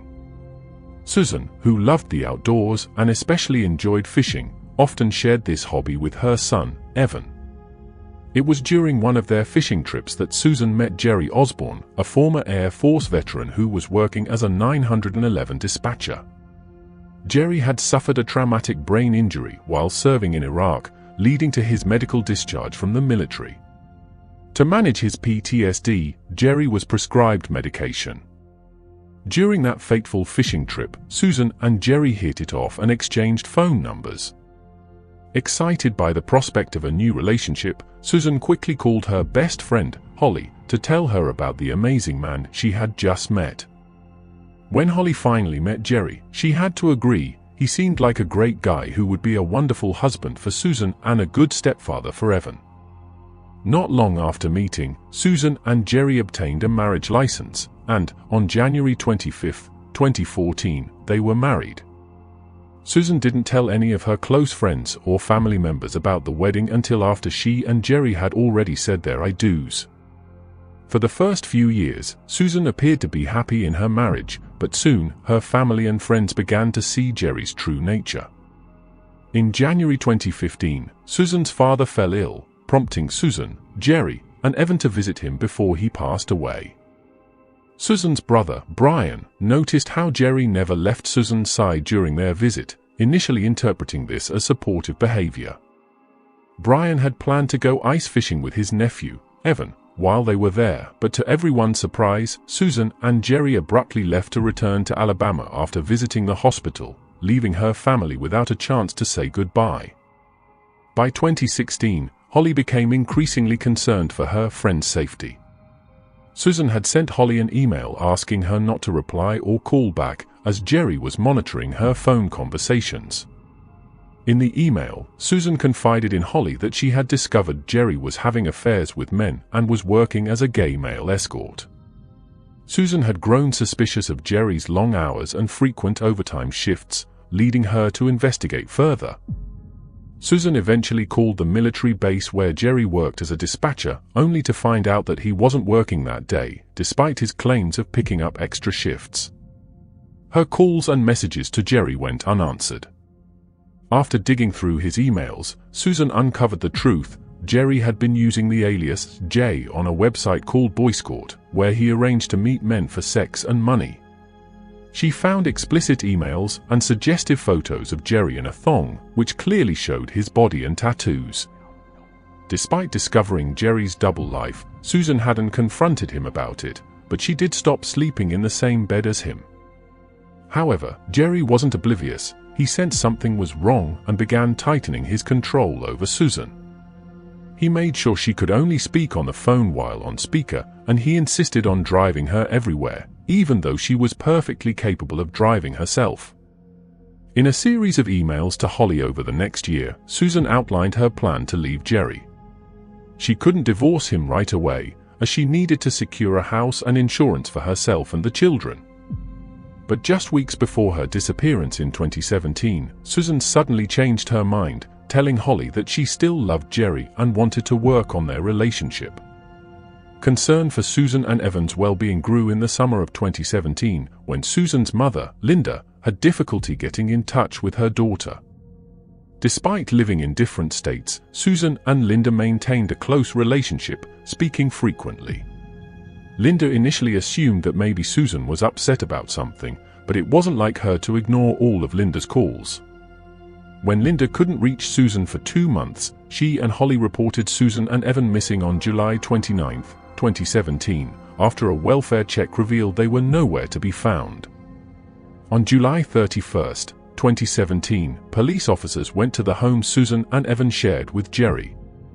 As they approached, they noticed Susan's car in the driveway. When Jerry answered the door, the officers were hit by the overwhelming smell of incense. Jerry explained that it was his cleaning day, and he always burned incense while cleaning. The living room was nearly empty, with only a new couch, recliner, television, and video game system. It looked more like a bachelor pad than the home of a family of 3, especially one with a teenage boy. The officers also noticed that the hardwood floor under the carpet seemed to have been recently replaced. Later, Jerry claimed that he had ripped up the old hardwood floors himself to save money on carpet installation. However, when detectives visited the carpeting store, they were told that no such discount or deal had ever been offered to Jerry. When asked about Susan and Evan's whereabouts, Jerry told investigators that Susan had left him over Memorial Day weekend, taking Evan and all their belongings with her. He claimed to have seen them get into a pickup truck with a tall man, but when deputies asked for the video footage from his home's surveillance cameras, Jerry revealed that he had replaced the entire system at the beginning of June.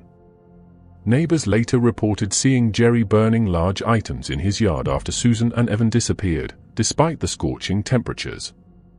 The smoke was so thick that the neighbors said they couldn't leave their homes for days.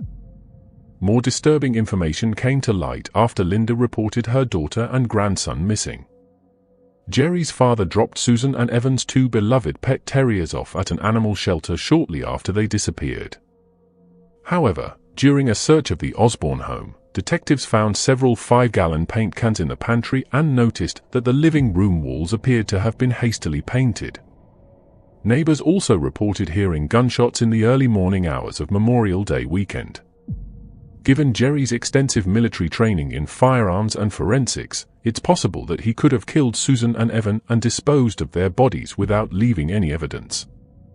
Eventually, Jerry stopped cooperating with the authorities and obtained legal counsel. In August 2017, a judge granted Jerry a divorce from Susan. Since then, Jerry has refused to speak with any members of Susan's family about her and Evan's whereabouts. Despite the circumstantial evidence surrounding their disappearance, Susan and Evan's case remains unsolved. Detectives have named Jerry Osborne as their only person of interest, but no charges have been filed. At one point, Jerry tried to convince detectives that Evan had gone to an oral surgeon appointment after he was reported missing, producing what he claimed was a bill for the surgery. However, investigators quickly determined that the document was a no-show notice from the surgeon, not a bill for services rendered. Evan had never gone to his appointment that day. Since May 29, 2017, no one has seen or heard from Susan Osborne or Evan Chartrand. The case remains a haunting mystery, with their loved ones still searching for answers. Ashley Nicole Summers was born on June 16, 1993, in Cleveland, Ohio, and was raised in a close-knit, large extended family. As the eldest child, she often took on the role of caregiver for her younger siblings while her mother, Jennifer Summers, worked. From an early age, Ashley was known for her vibrant personality. She loved to make people laugh, enjoyed being silly, and was particularly fond of scary movies. Described as outgoing and talkative, Ashley had a strong personality and was not afraid to stand up for what she believed was right. Ashley was able to find support and love within her mother's large, extended family despite her biological father's absence from her life. However, around the time of her 14th birthday, her family noticed a significant change in her behavior. Ashley became more difficult and oppositional, especially towards her mother and her mother's long-term boyfriend, who had been a father figure to her.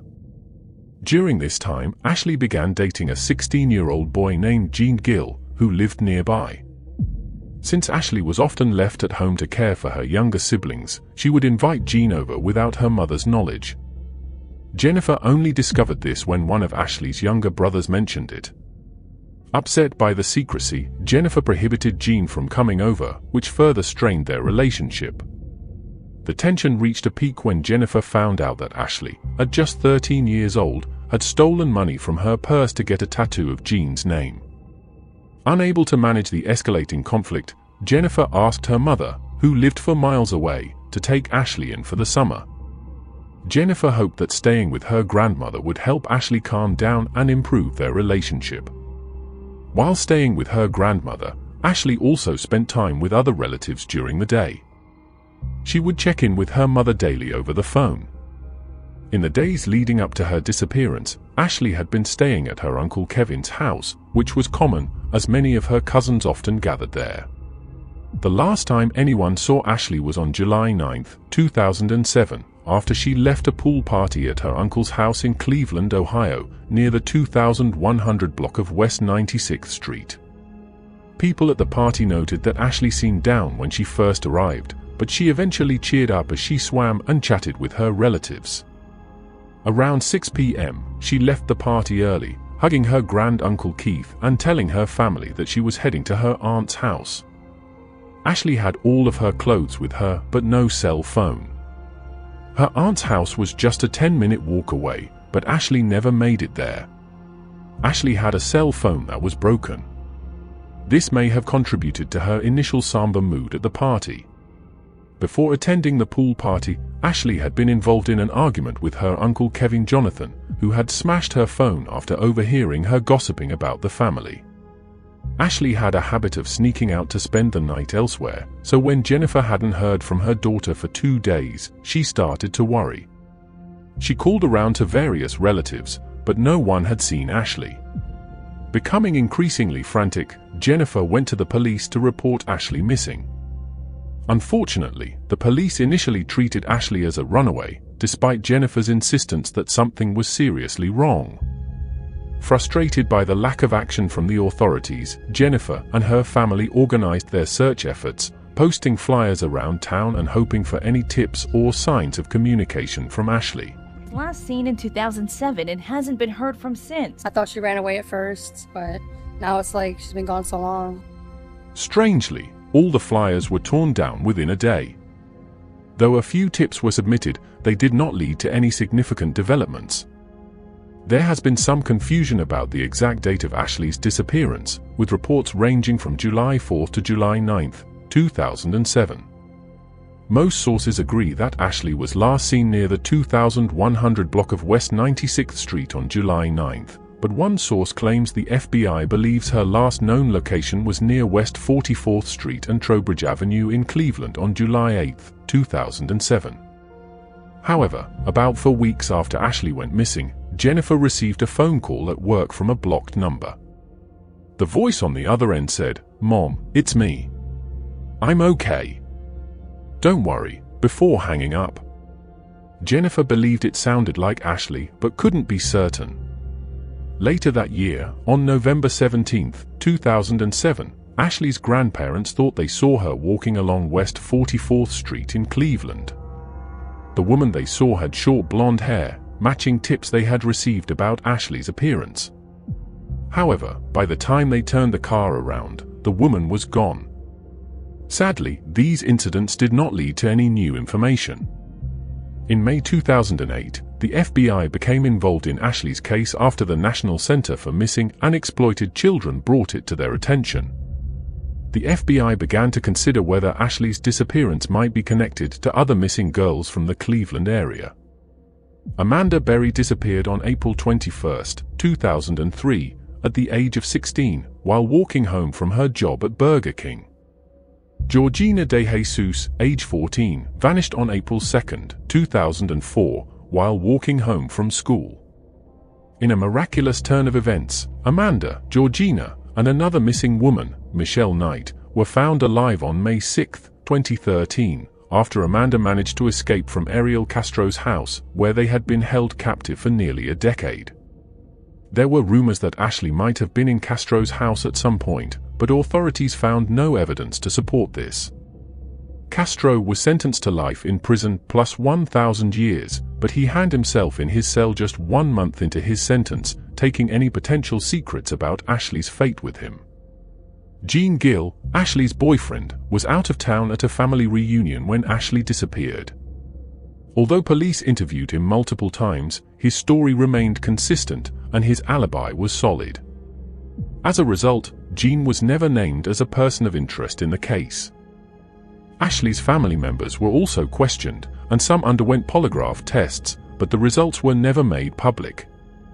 Authorities were particularly interested in Ashley's older male relatives, especially Uncle Kevin Jonathan, who had argued with Ashley on the day she disappeared. Despite their suspicions, the case went cold, and years passed without any significant leads. However, in January 2015, the Summers family thought they had a breakthrough when they saw a photograph of a woman taken by an ATM security camera in Rhode Island.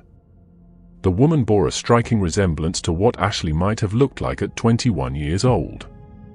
The Warwick Police Department released the photograph as part of an investigation into an ATM and identity fraud scheme. However, the police later confirmed that the woman in the photo was not Ashley. A more recent development occurred in December 2018, when Kevin Jonathan, the uncle who had argued with Ashley on the day of her disappearance, was charged with multiple counts of rape, attempted rape, and gross sexual imposition. The charges involved several minors, and Kevin admitted to committing these crimes over 25 years. In February 2020, he was sentenced to 35 years in prison. About a month before Kevin's arrest, the FBI searched the back of his home in Cleveland. Despite this, the FBI has never officially named Kevin as a suspect in Ashley's disappearance. On July 13, 2021, the FBI conducted another search in connection with Ashley's case, digging up land in the area of West 43rd Street and Train Avenue in Cleveland based on new tips. However, only animal bones were found during the search.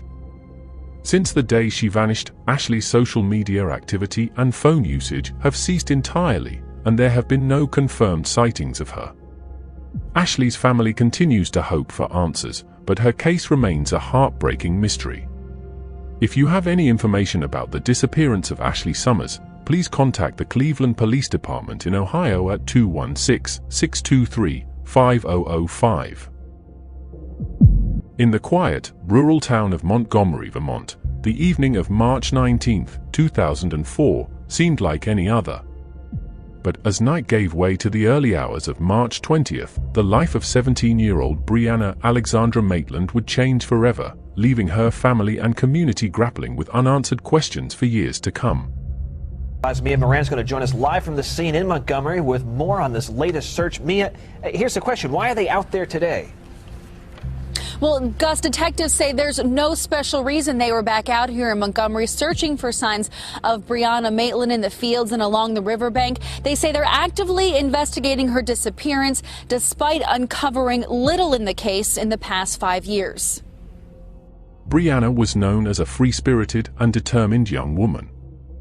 Raised on a peaceful farm near the US-Canadian border, she grew up in an environment that valued independence and self-expression. Her parents, Bruce and Kelly Maitland, encouraged her to explore her passions and carve out her path in life.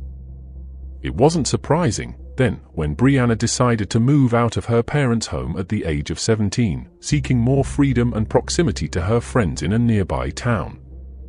Brianna's parents trusted her judgment and believed in her ability to handle the responsibility of living on her own. She had shown discipline and strength, especially through her training in the martial art of jiu-jitsu. Confident in her abilities, Brianna moved to live with a friend and transferred to a new high school, where most of her friends were enrolled.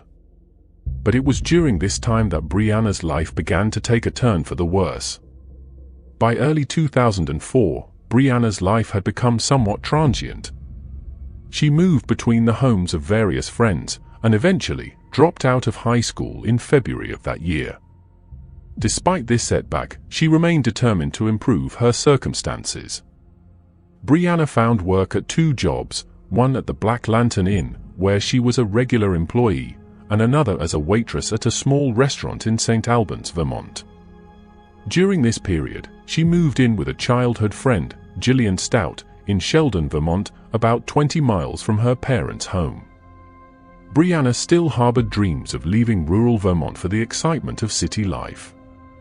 Realizing that her decision to drop out of high school could hinder these ambitions, she enrolled in a GED program, with plans to attend college afterward. Brianna was also navigating the complexities of relationships, which, in the close-knit environment of a small town, could lead to conflicts. One such conflict arose between Brianna and her friend, Keely Lacrosse, over a boy. Keely was upset that Brianna had begun spending time with her ex-boyfriend, and tensions between the two escalated. This culminated in a physical altercation at a party, where Keely attacked Brianna, leaving her with a broken nose, 2 black eyes, and a concussion. Despite Brianna's training in jiu-jitsu, she did not defend herself during the assault, a fact that has puzzled many who knew her. The Cross has claimed that people have exaggerated the incidents over time, saying, "I hit her 2 times, she didn't fight back. It looks like I annihilated her, but I didn't. I hit her twice, and she didn't fight back. I said, 'You're not worth it,' and walked away. They look at me like I'm a monster, and I jumped her with a crew of women, but that's not what happened." Brianna later pressed charges against Keely, but tragically, 3 weeks after the incident, she disappeared, deepening the mystery that still surrounds her case. On the morning of March 19, 2004, it appeared that Brianna was taking steps toward a brighter future. She took her GED exam and celebrated by having lunch with her mother, Kelly. Brianna was in good spirits, and the two spent the day shopping and running errands together. However, while they were in a checkout line, something outside caught Brianna's attention. She abruptly told her mother she needed to step outside and left the store to investigate. When Kelly joined her outside a short time later, she found Brianna visibly shaken and upset. Kelly chose not to press her daughter for details, respecting Brianna's privacy. After their outing, Brianna insisted on returning home to prepare for her evening shift at the Black Lantern Inn. Kelly dropped her off at Gillian Stout's home between 3:30 and 4 p.m. This would be the last time Kelly saw her daughter. Before heading to work, Brianna left a note for Gillian, indicating that she would be home after her shift. Gillian, however, was leaving town for the weekend and wouldn't return until Monday, March 22nd. Brianna arrived at work on time and completed her shift, clocking out at approximately 11:20 p.m. Her co-workers later reported that Brianna seemed perfectly normal that evening, with no signs of distress. They invited her to join them for a late dinner, but Brianna declined, citing the need to rest for her second job the following day. Brianna left the Black Lantern Inn alone, and less than a mile away, her car was discovered the next morning in a bizarre and troubling condition. However, on the morning of March 20th, 2004, a Vermont state trooper responded to a report of an abandoned car at an old, dilapidated property known locally as the Old Dutchburn House in Richford, Vermont. The vehicle, a green 1985 Oldsmobile registered to Kelly Maitland, had been backed into the side of the barn on the property, causing damage to both the car and the building. A piece of plywood from the barn's window was found resting on the car's trunk. Inside the car, 2 of Brianna's uncashed paychecks were on the passenger seat, while a water bottle, loose change, and an unsmoked cigarette were found nearby outside the vehicle. Despite these unusual circumstances, the responding officer did not run the vehicle's license plate or registration to identify its owner. He assumed it was a case of drunk driving and had the car towed to a local garage. This oversight, coupled with the fact that Brianna's roommate, Gillian, was out of town, meant that Brianna's disappearance went unreported for several days, a critical lapse in the investigation. Gillian only realized something was wrong when she returned home on Monday, March 22nd, and found that Brianna had never returned after work. After contacting Brianna's parents and learning that they had not heard from her either, the Maitlands filed a missing persons report with the Vermont State Police on March 23rd. It wasn't until 2 days later, on March 25th, when Brianna's parents brought photos of her to the police, that authorities made the connection between Brianna and the abandoned Oldsmobile. The Maitlands immediately identified the car as Brianna's, confirming their worst fears. Initially, the police theorized that Brianna had run away, dismissing the possibility of foul play. The scene at the old Dutchburn house was not treated as a crime scene, and no photographs were taken by law enforcement. Fortunately, some passers-by who had found the scene suspicious had taken photos of the car, which later became crucial pieces of evidence. Several witnesses reported seeing Brianna's car at the old Dutchburn house between 11:30 p.m. on March 19th and the early hours of March 20th. One man said the car's headlights were on when he passed by, while another reported seeing the turn signal flashing. However, neither witness saw anyone in or around the vehicle. The investigation into Brianna's disappearance quickly grew cold. Rumors began to swirl, and the Maitland family received numerous calls from individuals claiming to know Brianna's whereabouts, but none of these leads panned out. One particularly alarming tip suggested that Brianna was being held against her will at a drug house in Berkshire, Vermont, about 10 miles from Montgomery. Although the police raided the home and found drugs, they found no sign of Brianna. It was during this time that rumors about Brianna's involvement with drugs began to surface. Some claimed she had been experimenting with crack cocaine, a charge that her family vehemently denied. However, the area was known for its drug problems, and Brianna was known to have been acquainted with 2 local drug dealers, Raymond Ryans and Nathaniel Charles Jackson. In the years following Brianna's disappearance, an anonymous woman came forward with a chilling story. She claimed that Ryans and Jackson had killed Brianna after she confronted them over a debt they owed her. According to the woman, the men attacked Brianna, dismembered her body, and disposed of her remains at a pig farm. This story, while horrifying, has never been corroborated. In 2007, the FBI took a renewed interest in the case, officially stating that Brianna's disappearance was the result of foul play and that the scene at the old Dutchburn house had likely been staged to mislead investigators. Despite this, no arrests have been made, and Brianna's fate remains a mystery. Over the years, many theories have emerged about what happened to Brianna. Some believe she ran away, though this seems unlikely given the circumstances. Others point to her connections to local drug dealers, or even suggest a link between her disappearance and that of Maura Murray, another young woman who vanished just 90 miles away a month earlier. Some suspect Keely LaCrosse, though police have stated she has been cleared of any involvement. In 2006, security footage from a casino surfaced, showing a woman who resembled Brianna, but this lead was never pursued. In 2016, police announced that they had recovered DNA from Brianna's car, which they believed belonged to the perpetrator, but no further information has been released. As of today, Brianna Alexandra Maitland remains missing, and her case remains unsolved. Her family continues to hope for answers, and for the day when Brianna's story will finally have an ending, one that brings them the closure they deserve. However, recently, the FBI and Vermont State Police have intensified efforts to resolve Brianna Maitland's disappearance. As of March 2024, they have announced a $40,000 reward for information leading to her recovery. This initiative marks a significant step, as they are urging anyone with knowledge of the case to come forward, emphasizing that no tip is too small. This renewed push aims to generate new leads in this decades-old mystery, which remains unsolved but is still actively investigated by authorities.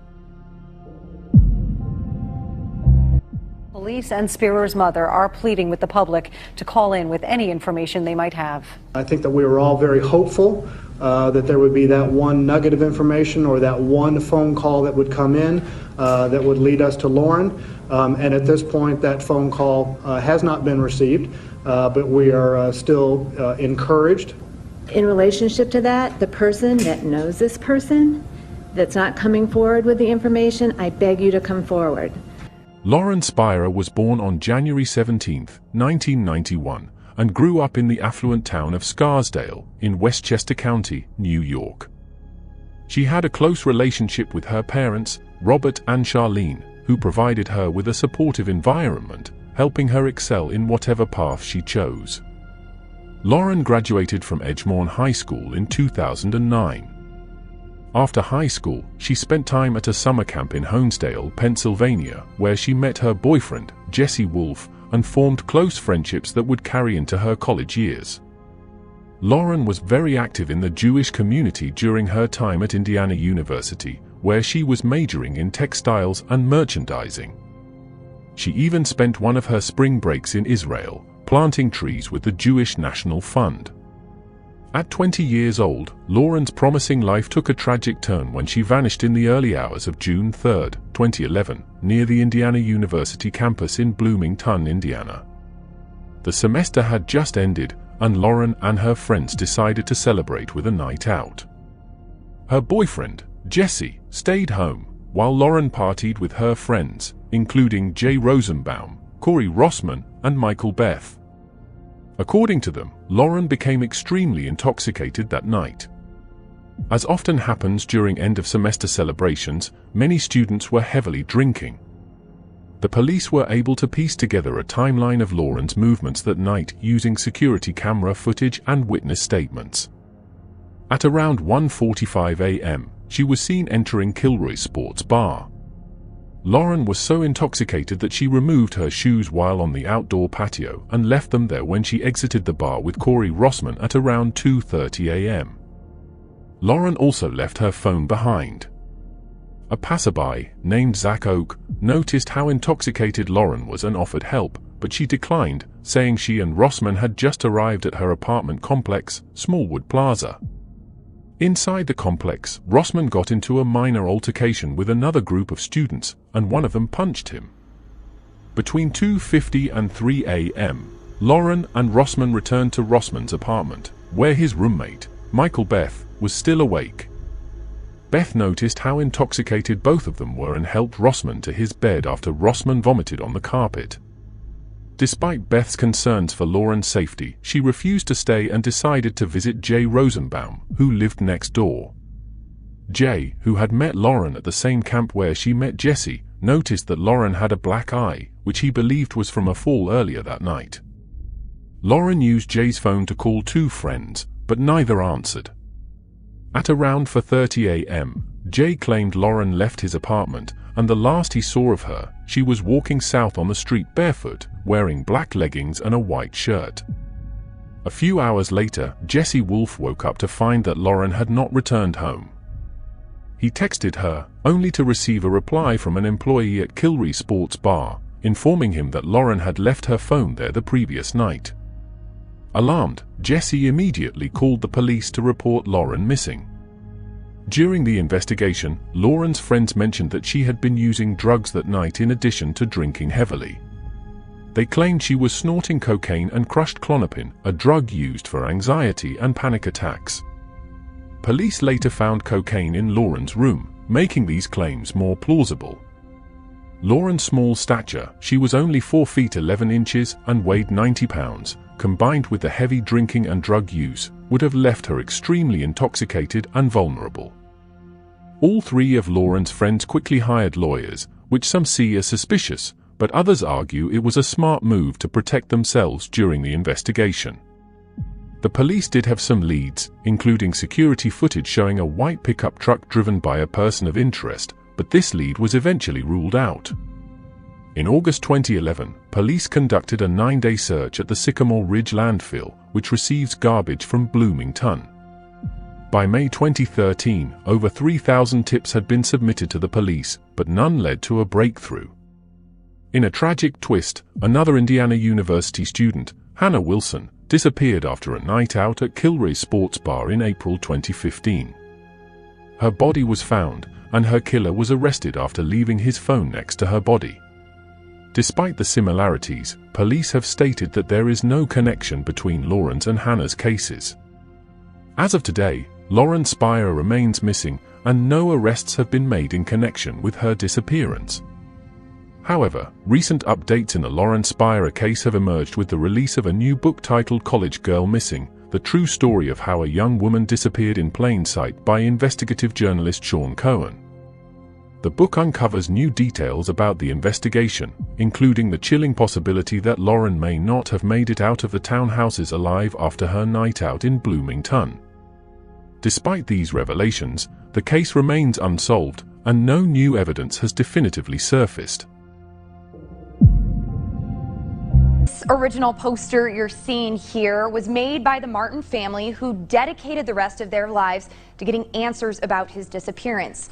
He went missing during a family camping trip in the backcountry of the Great Smoky Mountains National Park. So to understand that search, still the largest in the park's history, we went along with one of the rangers who took part, his name Dwight McCarter. We retraced the steps of that nearly 2-week search 50 years later. Search teams faced at the time days of rain and steep terrain in the area. They marched in lines, I'm told, along the trails in the Smokies looking for Dennis.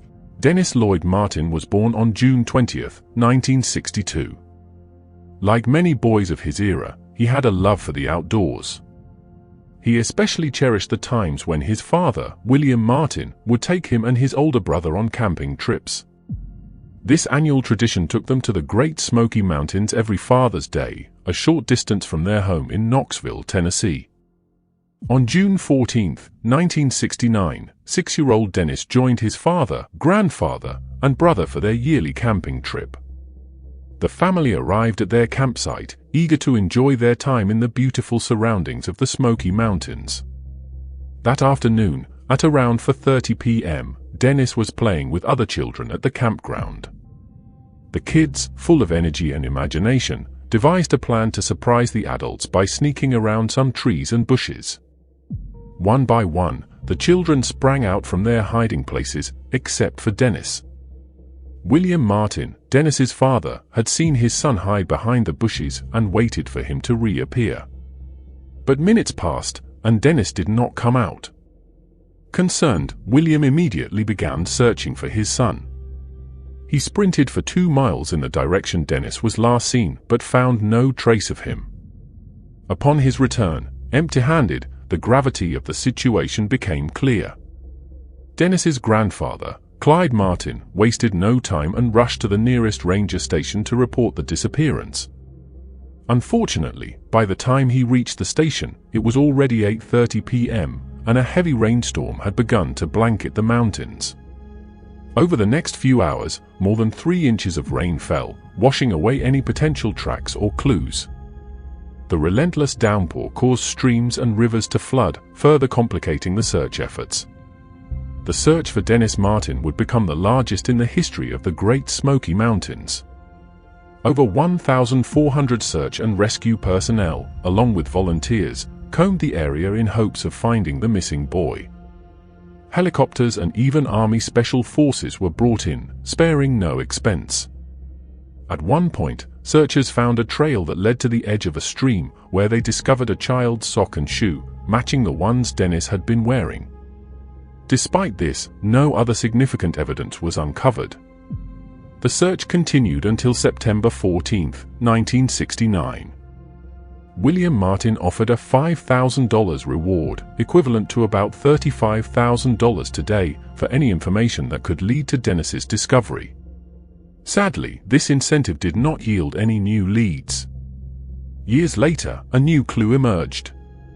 An illegal ginseng hunter claimed he had stumbled upon skeletal remains that appeared to be those of a child. However, fearing legal repercussions for his ginseng hunting, the man did not report his find until 1985.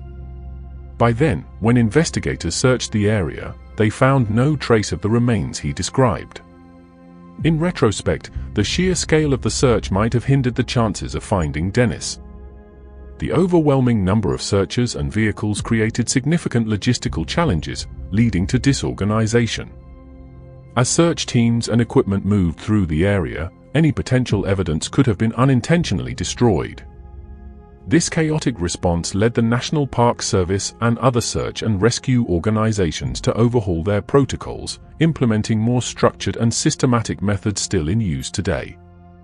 While the search for Dennis Martin did not have a happy ending, it did lead to important changes that have since helped in the successful retrieval of countless missing persons. Dennis's disappearance remains a tragic mystery, but his story has contributed to the improvement of search and rescue operations, ensuring that others might not suffer the same fate. Johnny Gorsh's disappearance is one of the most puzzling missing person cases. The oddity doesn't lie solely in the circumstances of his vanishing, but rather in the claims made by his mother, Noreen, in the years that followed. Before delving into the validity of her claims, it's crucial to understand the foundational facts of this event, which is likely a crime. Johnny Gorsh was described by those who knew him as an all-American boy. He developed an interest in a dirt bike, so he asked his parents, Noreen and John Sr., what he needed to do to get it. His parents saw this as an ideal opportunity to teach Johnny responsibility and money management, skills that would benefit him as he grew older. John and Noreen decided that if Johnny wanted the dirt bike, he would have to make the money himself. The perfect opportunity came when the Des Moines Register, the local newspaper, needed paperboys to deliver the morning news. Noreen described Johnny as a little businessman, dedicated to saving up for the bike. Every Sunday morning, Johnny would wake his father before dawn, and together they would set off with a wagon full of newspapers, delivering them around their neighborhood. But things changed for the Gorsh family on September 5, 1982. It was a typical Sunday morning in Des Moines, Iowa, with nothing out of the ordinary, no dark clouds, no ominous phone calls, and no sinister figures lurking. However, a decision that day would shatter every hope and dream that John and Noreen had for their son and their family. The Sunday morning paper route had become a bonding time for father and son. Johnny was learning the value of $1, and John Sr. found comfort in knowing he was there with his son if anything went wrong. But on that September morning, Johnny broke their routine for the first time. He didn't wake his father. Instead, Johnny took the family dog, a miniature dachshund named Gretchen, and set out alone. The question has been asked countless times since that day, why didn't Johnny wake his father to accompany him? Unfortunately, it's a question that may never be answered. What is known is that Johnny vanished shortly after leaving his home that morning. Later that morning, one of the neighbors called John and Noreen, asking why they hadn't received their newspaper. Alarmed, John Sr. immediately jumped in his car and began searching for his son, while Noreen called the police.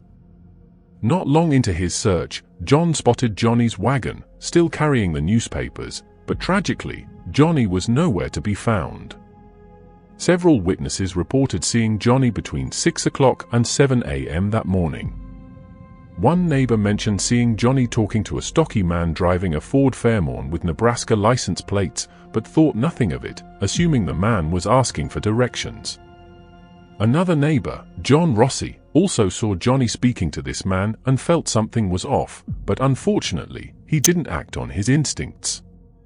Years later, Rossi lamented, "I keep hoping I'll wake up in the middle of the night and see that number on the license plate as distinctly as night and day, but that hasn't happened."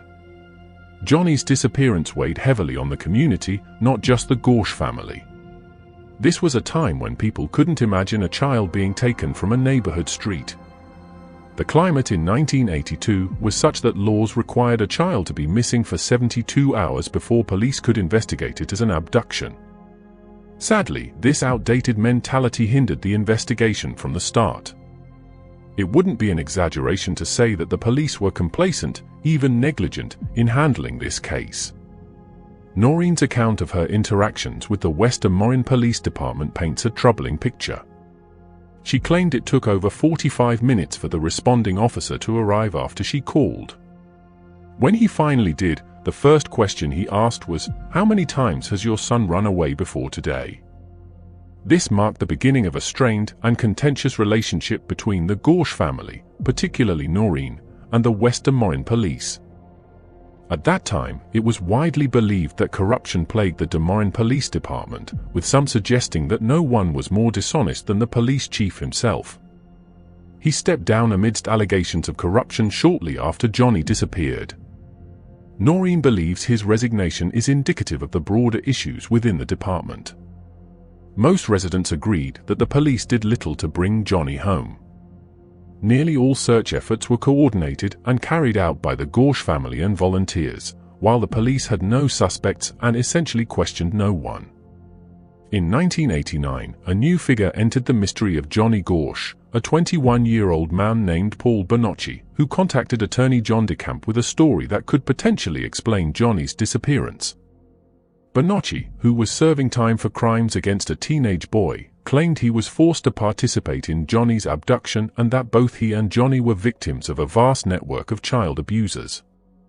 This network, Bonacci alleged, kidnapped young boys across the country to sell them to wealthy and powerful individuals for nefarious purposes. He said Johnny was taken for this very reason. Noreen Gorsh visited Bonacci in prison to determine if there was any truth to his claims. Disturbingly, Bonacci knew details about Johnny that Noreen said only someone who knew her son personally would know.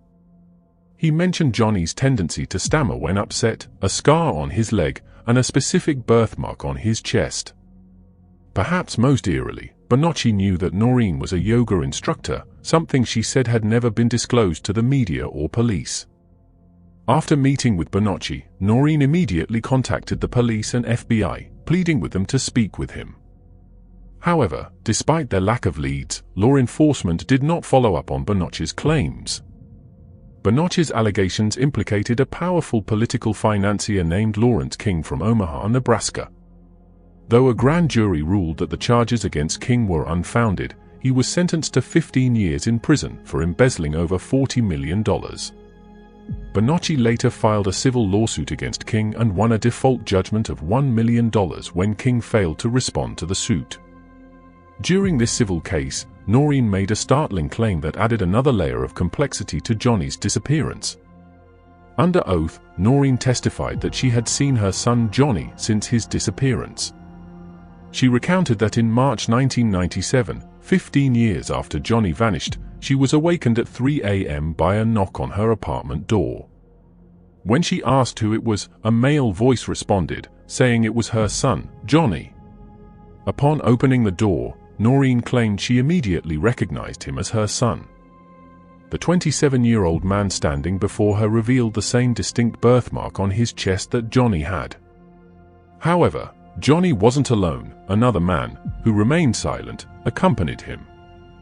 Noreen said Johnny asked her to swear she wouldn't tell anyone about his visit, fearing for his life. He confirmed that he had been abducted into a trafficking ring, but provided little other information. When Noreen suggested calling someone for help, Johnny and the other man quickly left, and she hasn't heard from him since. This alleged visit has sparked much debate.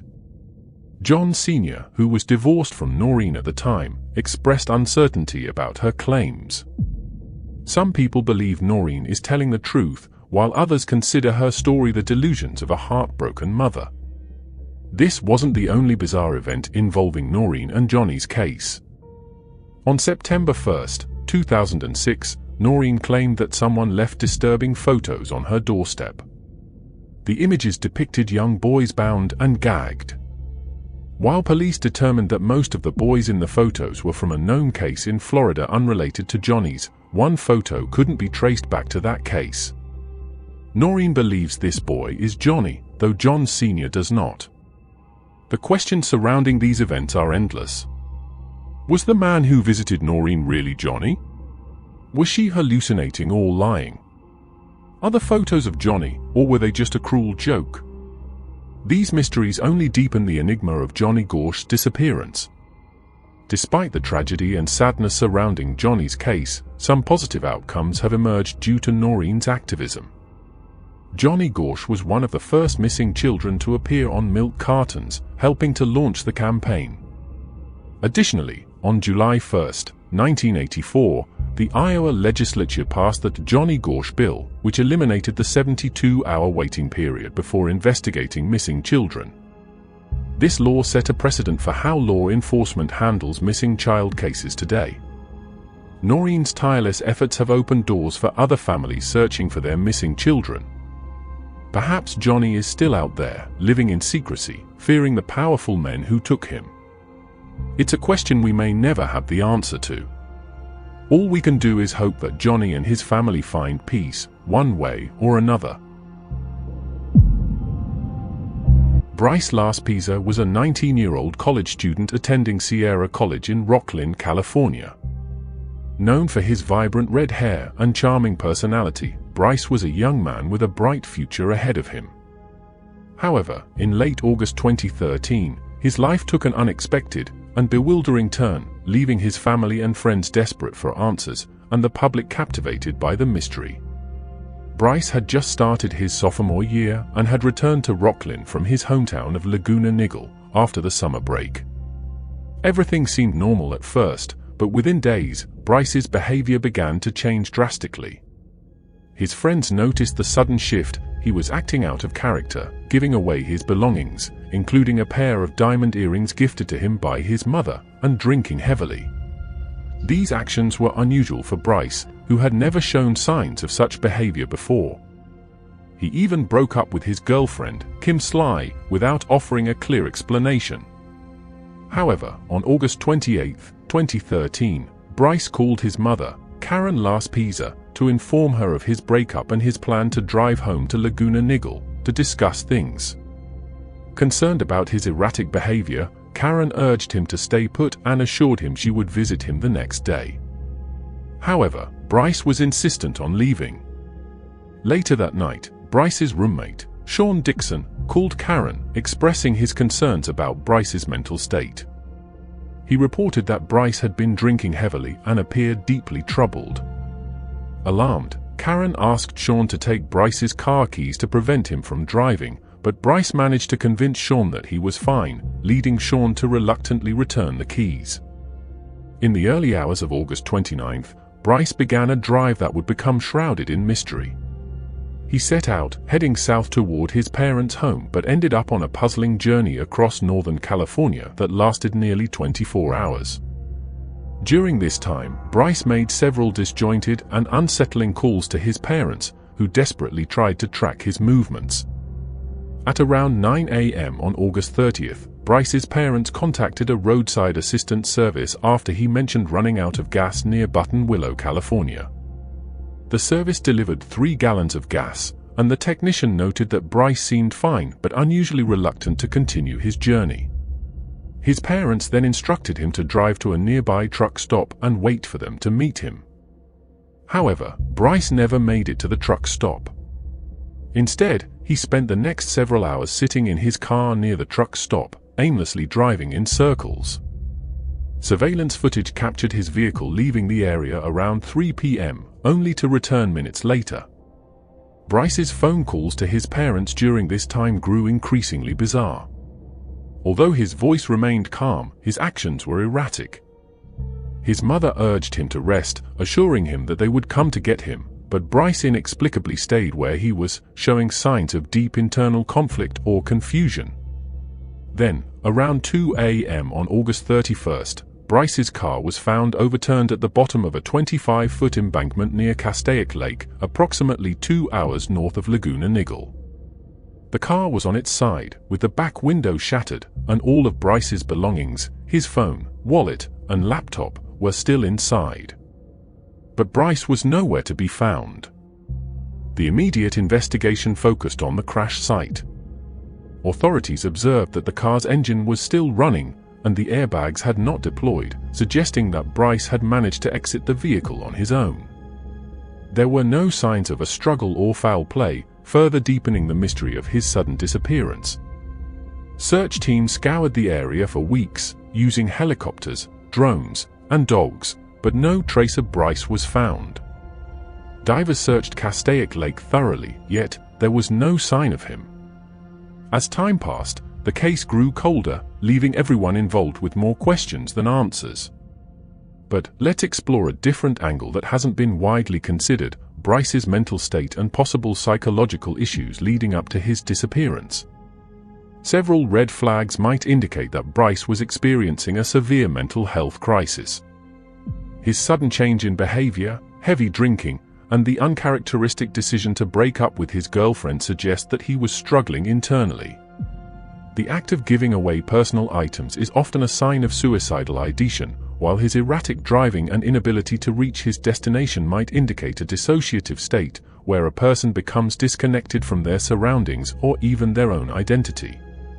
Additionally, there were reports that Bryce had been using the ADHD medication, Vyvanse, which, if abused or taken in large quantities, can lead to severe side effects such as psychosis, anxiety, and agitation. It's plausible that Bryce's unusual behavior was influenced by the misuse of this medication, either exacerbating an existing mental health condition or triggering new symptoms. Despite these indicators, there seemed to be a lack of immediate intervention from mental health professionals, which might have altered the outcome. The primary focus of the investigation was on finding Bryce physically, but understanding his mental state could have provided crucial insights into his actions and whereabouts. Bryce's disappearance has sparked numerous theories, ranging from voluntary disappearance to foul play. Some speculate that he may have wandered into the wilderness and succumbed to the elements, while others believe he might have hitchhiked and met an unknown fate. There are also those who think Bryce might still be alive, living off the grid, or suffering from amnesia. One angle that deserves more attention is the possibility of human trafficking. While it may seem far-fetched, the circumstances of Bryce's disappearance fit some of the patterns associated with trafficking cases, where young, vulnerable individuals are targeted and exploited. Another overlooked aspect is the potential involvement of someone Bryce knew. Was there a person in his life who might have taken advantage of his vulnerable state? Investigators should re-examine Bryce's social circle, looking for any clues that might point to personal conflict or manipulation. Additionally, the search for Bryce could benefit from advanced technology and renewed efforts. The use of modern forensic techniques, such as DNA analysis and geolocation tracking, might uncover new leads. Crowdsourcing information through social media and community engagement could also help gather fresh insights or witness accounts that were previously missed. Moreover, examining Bryce's digital footprint in greater detail could provide clues about his state of mind and intentions. Analyzing his online activities, text messages, and social media interactions might reveal patterns or conversations that point to what he was experiencing and planning in those crucial days. In the end, Bryce Laspisa's case remains one of the most perplexing disappearances in recent history. His family's relentless search for answers continues, driven by hope and the desire for closure. They have set up a Facebook page and continue to work with private investigators, hoping that someone, somewhere, knows something that can unravel this mystery. If you have any information about Bryce Laspisa's disappearance, please contact the authorities. Every bit of information, no matter how small, could make a difference in solving this case. It was December 29, 1999, in Vinita, Oklahoma, when best friends Ashley Freeman and Loria Bible, both teenagers, went missing. The day held special significance as it was Loria's birthday. Sometime late on the 29th or early on the 30th, the Freeman residence was set ablaze. A neighbor, alarmed by the sight of the house engulfed in flames, quickly called the fire department. Loria had informed her parents that she would be spending the day at Ashley's house, so when they were notified and arrived at the scene, they found the home reduced to ashes. Seeing Loria's car parked near the driveway, her parents feared the worst, assuming their daughter had perished in the fire. However, to their shock, Loria's body was not found. The only remains discovered were those of Kathy Freeman, Ashley's mother. In an interview with the media, Loria's mother, Laureen, recalled the moment she learned of the situation. The county coroner told me there was only one body. I asked, have they found anybody else? And she said, no, they've looked, but there's no other bodies there. Loria's father, Jay, also recounted the last time he saw his daughter. Loria asked me, Daddy, is it all right if I spend the night with Ashley at the Freeman's home? I said, just make sure you're home by noon tomorrow. But noon tomorrow didn't happen the way it should have. The fact that Kathy Freeman was the only body initially found in the burned home was strange, but the situation grew even more mysterious when it was determined that Kathy had died from a shotgun wound to the head, not from the fire. This led investigators to believe the fire was intentionally set and that the missing individuals had been abducted. The day after the fire, Lauria's parents returned to the Freeman house to search for any clues that might lead them to their daughter. To their surprise, they discovered another body, which had been missed during the initial search. This body was later identified as Danny Freeman, Ashley's father and Kathy's husband. Like Kathy, Danny had also been killed by a shotgun blast. Laureen described the gruesome discovery, noting, "He didn't have anything from the upper teeth all the way to the top of his head." That same day, authorities found Lauria's purse, which contained her driver's license and a few $100s in cash, reinforcing the belief that Lauria had been abducted. With Ashley's remains still missing, it was likely that she had also been taken. As months passed with little progress in the case, rumors began to circulate about a possible feud between the Freemans and the local sheriff's office.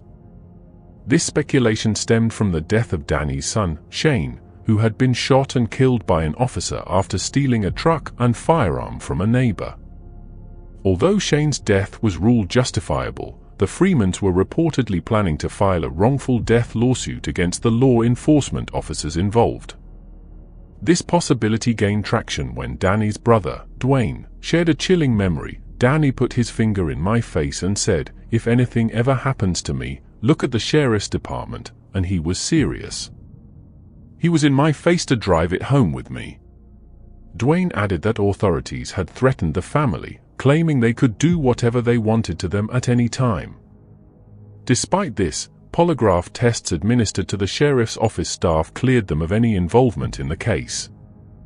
Another theory suggested that Danny Freeman was involved in illegal substance dealing, and the fire may have been the result of a deal gone wrong. However, Special Agent Steve Nutter expressed doubt, stating, "If you wanted to consider that it was substance-related, nothing fits correctly. The very last thing that people who committed the murders would want to do would be to abduct the children." Over time, additional theories emerged, but a significant revelation came when a death row inmate named Jeremy Jones confessed to the murders of Danny and Kathy Freeman. When asked about his motive, Jeremy claimed he was repaying a favor to a friend. He also stated that he had taken Ashley and Lauria to Kansas, where he shot them and left their bodies in an abandoned mine. Although Jeremy provided authorities with the exact location of the mine, a thorough search of the area yielded no evidence of the girls, and Jeremy later recanted his confession, admitting he had lied to gain better food and privileges. In April 2018, another person of interest emerged, 66-year-old Ronnie Dean Busick. He was arrested and charged with 4 counts of first-degree murder. The case against Ronnie also implicated 2 other men, Warren Welsh II and David Pennington, both of whom were deceased at the time. Witnesses came forward, claiming that Ronnie, Warren, and David had bragged about killing Ashley and Lauria, and that the girls were held in Warren's trailer for several days before being killed. The witnesses even reported that the men had shared Polaroids of the girls. The motive, according to these accounts, was that the Freemans were killed over substance money. Warren's girlfriend later informed police that he had kept a briefcase containing the Polaroids in question. In July 2020, Ronnie Busick pleaded guilty to being an accessory to the first-degree murders of Danny and Kathy Freeman, as well as to setting the fire and abducting Ashley and Lauria. He received a 15-year sentence, with 10 years to be served in prison and the remaining 5 on probation. However, Ronnie was released early in May 2023 for good behavior, serving less than 4 years of his 10-year prison sentence. While the culprits have been identified, the whereabouts of Ashley and Lauria's remains remain unknown. It seems that the truth may have died with Warren and David, if they were indeed involved. On January 6, 1991, in Pittsburgh, Pennsylvania, the mysterious disappearance of 28-year-old Terry Slaugenhout began to unravel. Terry, a woman with a troubled past, left her apartment on North St. Clair Street, where she lived with her roommate, to go on a date. That evening, she returned home, preparing for a job interview the next day. Her roommate recalls Terry mentioning she needed to make a quick trip to a nearby convenience store, something she did often due to the lack of a phone in their apartment. However, that night, Terry never came back. As the hours turned into days, and then weeks, her sudden disappearance became increasingly alarming to those who knew and loved her. Worry began to spread among her family and friends as they realized that Terry was nowhere to be found. Terry's life was marked by hardship and struggle. She grew up in Aspinwall, Pennsylvania, and battled with alcohol addiction, a problem that started when she was just in the 10th grade. Despite her efforts to overcome this through multiple stays in rehabilitation, Terry often found herself relapsing. Her relationship with her mother was strained because of her addiction, yet they managed to stay in touch, especially on special occasions like holidays and birthdays. The last time her mother saw Terry was during Christmas in 1990 when Terry visited with an unknown man by her side. Terry had plans to reconnect with her brother on January 8th, but when she didn't show up, her absence was painfully obvious. Her concerned brother reached out to her roommate, who informed him that Terry hadn't been seen for days. This prompted the involvement of the authorities, who suspected that foul play might be involved. However, the investigation quickly hit a wall due to the lack of solid evidence and the absence of witnesses who could provide any insight into Terry's last movements before she vanished. Despite the passing years, Terry's mother holds onto the hope that her daughter is still alive, believing that she wouldn't just disappear without a trace. Yet, every new detail uncovered by investigators only adds to the enigma surrounding Terry's case, leaving her disappearance as one of Pittsburgh's enduring mysteries. On a cold winter night in New Jersey, 28-year-old Robin Trevisano, a dedicated mother and dancer, disappeared, leaving her family and investigators baffled to this day. Robin Leake was born on June 27, 1968, in Philadelphia, Pennsylvania. Growing up in Pine Hill, New Jersey, she faced significant challenges. Her father died from cancer when she was young, and she later lost a half-sister in the MOVE bombing in Philadelphia. Despite these hardships, however, Robin was determined to build a better future. She was athletic, excelling as a cheerleader and on the all-star baseball team. Her aspirations led her to study nursing, where she met Robert Trevisano. They married on June 19, 1988, aboard the Spirit of Philadelphia, but financial troubles strained their relationship, leading to their divorce in 1993. Now a single mother of 3, Robin moved to a duplex in Ventnor City, New Jersey. Struggling financially, she was devoted to her children, taking them on adventures and instilling rules like no snacks after 8 p.m. To support her family, she explored an unconventional job as a go-go dancer, which she initially hesitated to pursue. Working at Heartbreakers in Neptune City under the pseudonym Tony, she earned money while keeping her children unaware of her job. At Heartbreakers, Robin met a married New Jersey lawyer. Their relationship was complex. He supported her financially but didn't leave his wife. This arrangement allowed Robin to quit dancing, but she remained burdened by stress and financial pressures. However, on the weekend of her disappearance, Robin's ex-husband was scheduled to pick up their children. This left her some time to focus on her studies at Atlantic Cape Community College.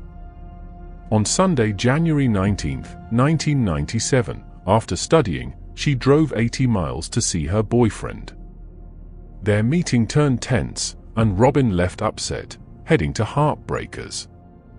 Arriving around 5:30 p.m., she drank with friends but soon wanted to move to another club. Delilah's Den friends couldn't give her a ride as they were working or had been drinking. Robin, increasingly intoxicated, left the bar with an unidentified man. She never returned home, and her children alerted their grandmother, Mary, to her absence. After that, the police began their search at Heartbreakers, where Robin was last seen. Descriptions of the man she left with surfaced: a Caucasian male with light brown hair and blue eyes, weighing between 170 and 180 pounds. Despite detailed sketches, his identity remained unknown. A breakthrough came when Robin's jacket and purse, containing $500, were found in a wooded area behind Delilah's den in South Amboy. This discovery raised more questions. Had Robin made it to Delilah's den, or had someone deliberately placed her belongings there to mislead investigators? Moreover, the investigation proposed several theories. Some suspected the man she left the bar with, while others thought her boyfriend might be involved. There were even speculations about a serial killer, but the Long Island serial killer was ruled out. Years passed with no significant leads. The Monmouth County Prosecutor's Cold Case Unit re-examined the case in 2019, intending to use advanced DNA testing, but no breakthroughs emerged. However, Robin Trevisano, last seen on that fateful night at Heartbreakers in 1997, remains missing. She was a white female, 5 feet 2 inches tall, weighing 105 pounds, last seen wearing a brown coat and a leather hair barrette with a wooden pin. Despite the passage of time, her family still seeks answers and justice. The man seen with her remains unidentified, and the true nature of her fate continues to elude those who have been searching for over 2 decades. Christina Mustafa was last seen departing from her job at the Walgreens pharmacy in Phoenix, Arizona, on May 10, 2017. She seemingly vanished from her residence, located in the vicinity of North 20th Place and East Robin Lane, during the night of May 10th or the early hours of May 11th. Upon police inspection of her house the following day, her Nissan Cube was found parked in the driveway. Inside, her purse, wallet, credit cards, identification, and social security card were discovered on the bathroom floor. Her cellular phone was also located, submerged in water. Her boyfriend explained that he had inadvertently dropped it. Mustafa left behind 2 children. Her eldest, a teenage daughter, resided in Jordan with her biological father. Meanwhile, her 8-month-old daughter remained at home. Mustafa was part of a large family with 7 siblings, and she typically maintained daily contact with at least one of them. She was known as a devoted mother and diligent worker, and her sudden departure from her family and job without any prior notice raised suspicions. Remarkably, she hadn't missed a single day of work in 11 years. In June 2017, Robert John Interval Jr., Mustafa's live-in boyfriend and the father of her infant, was arrested and charged with first-degree murder in connection with her disappearance. Mustafa's family disclosed that she had expressed fear of Interval and had intentions to relocate with their baby while obtaining a restraining order against him. On the day she disappeared, Interval phoned her at work around 1 p.m., accusing her of infidelity and issuing threats to her life. Approximately half an hour later, she left her workplace. After her reported disappearance and the arrival of law enforcement at her residence, Interval informed them that Mustafa had set off for work on foot that morning due to a flat tire on her car. However, subsequent examination revealed that all the car's tires were in good condition. On that very day, Interval posted Mustafa's vehicle for sale online, along with a bed, a mattress, and his work trailer. Investigative authorities discovered a limited amount of potentially blood-stained material on the couple's bed linens. Additionally, luminol, a substance used to detect concealed blood stains, indicated the presence of blood or biological material on the house walls. Interval consistently maintains his innocence in connection with Mustafa's disappearance and refutes any claims of domestic violence, although he does admit to heated arguments regarding his suspicions of her infidelity. Following a week-long trial, he was convicted of murder in April 2019 and subsequently sentenced to the maximum prison term of 25 years. Since her disappearance, Mustafa's passport and bank account have remained untouched. Authorities strongly believe that her remains may be located somewhere within the 2,652-acre landfill in Buckeye, Arizona. Despite an extensive 3-month search of the landfill, no indications of her body were discovered. Given the circumstances, foul play is strongly suspected in Mustafa's case. Daniel Gallardo was reported missing on October 28, 2015. He had been staying in Reno with his cousin for the past 2 days and was supposed to start a new job at Rock and Rose Incorporated on the day he disappeared. Daniel was on his way to Truckee but never arrived. His white Nissan Altima was last seen at a Chevron gas station in the area, but security cameras did not capture any images of him. According to the Barstow Police Department, Daniel's family has not heard from him since. The last purchase on his account was for $3.99 at Chevron, followed by another purchase for $20, likely for food and gas. Marlon Murillo, Daniel's high school girlfriend, was the last person to hear from him. They had been texting the day he went missing, and during their last phone call, she only heard him say hello before the call dropped. She tried calling him repeatedly, but eventually, his phone went dead. Murillo mentioned it was very unusual for him to stop texting like that. Investigators noted that Daniel did not have a criminal history and had no reason to be near the Prosser Creek Reservoir or to run away. Almost a year later, on October 5, 2016, his car was found deep in the forest, about 40 miles north of Truckee, by a hunter. Authorities have not disclosed much about the evidence found in the vehicle, only stating that they have not located Daniel. The discovery of the car prompted Shasta County deputies to search the area, but they did not find Daniel or any additional clues. Detectives investigating the case describe it as suspicious, but have not provided further details. They are still determining if a crime was committed or if this remains a missing person case.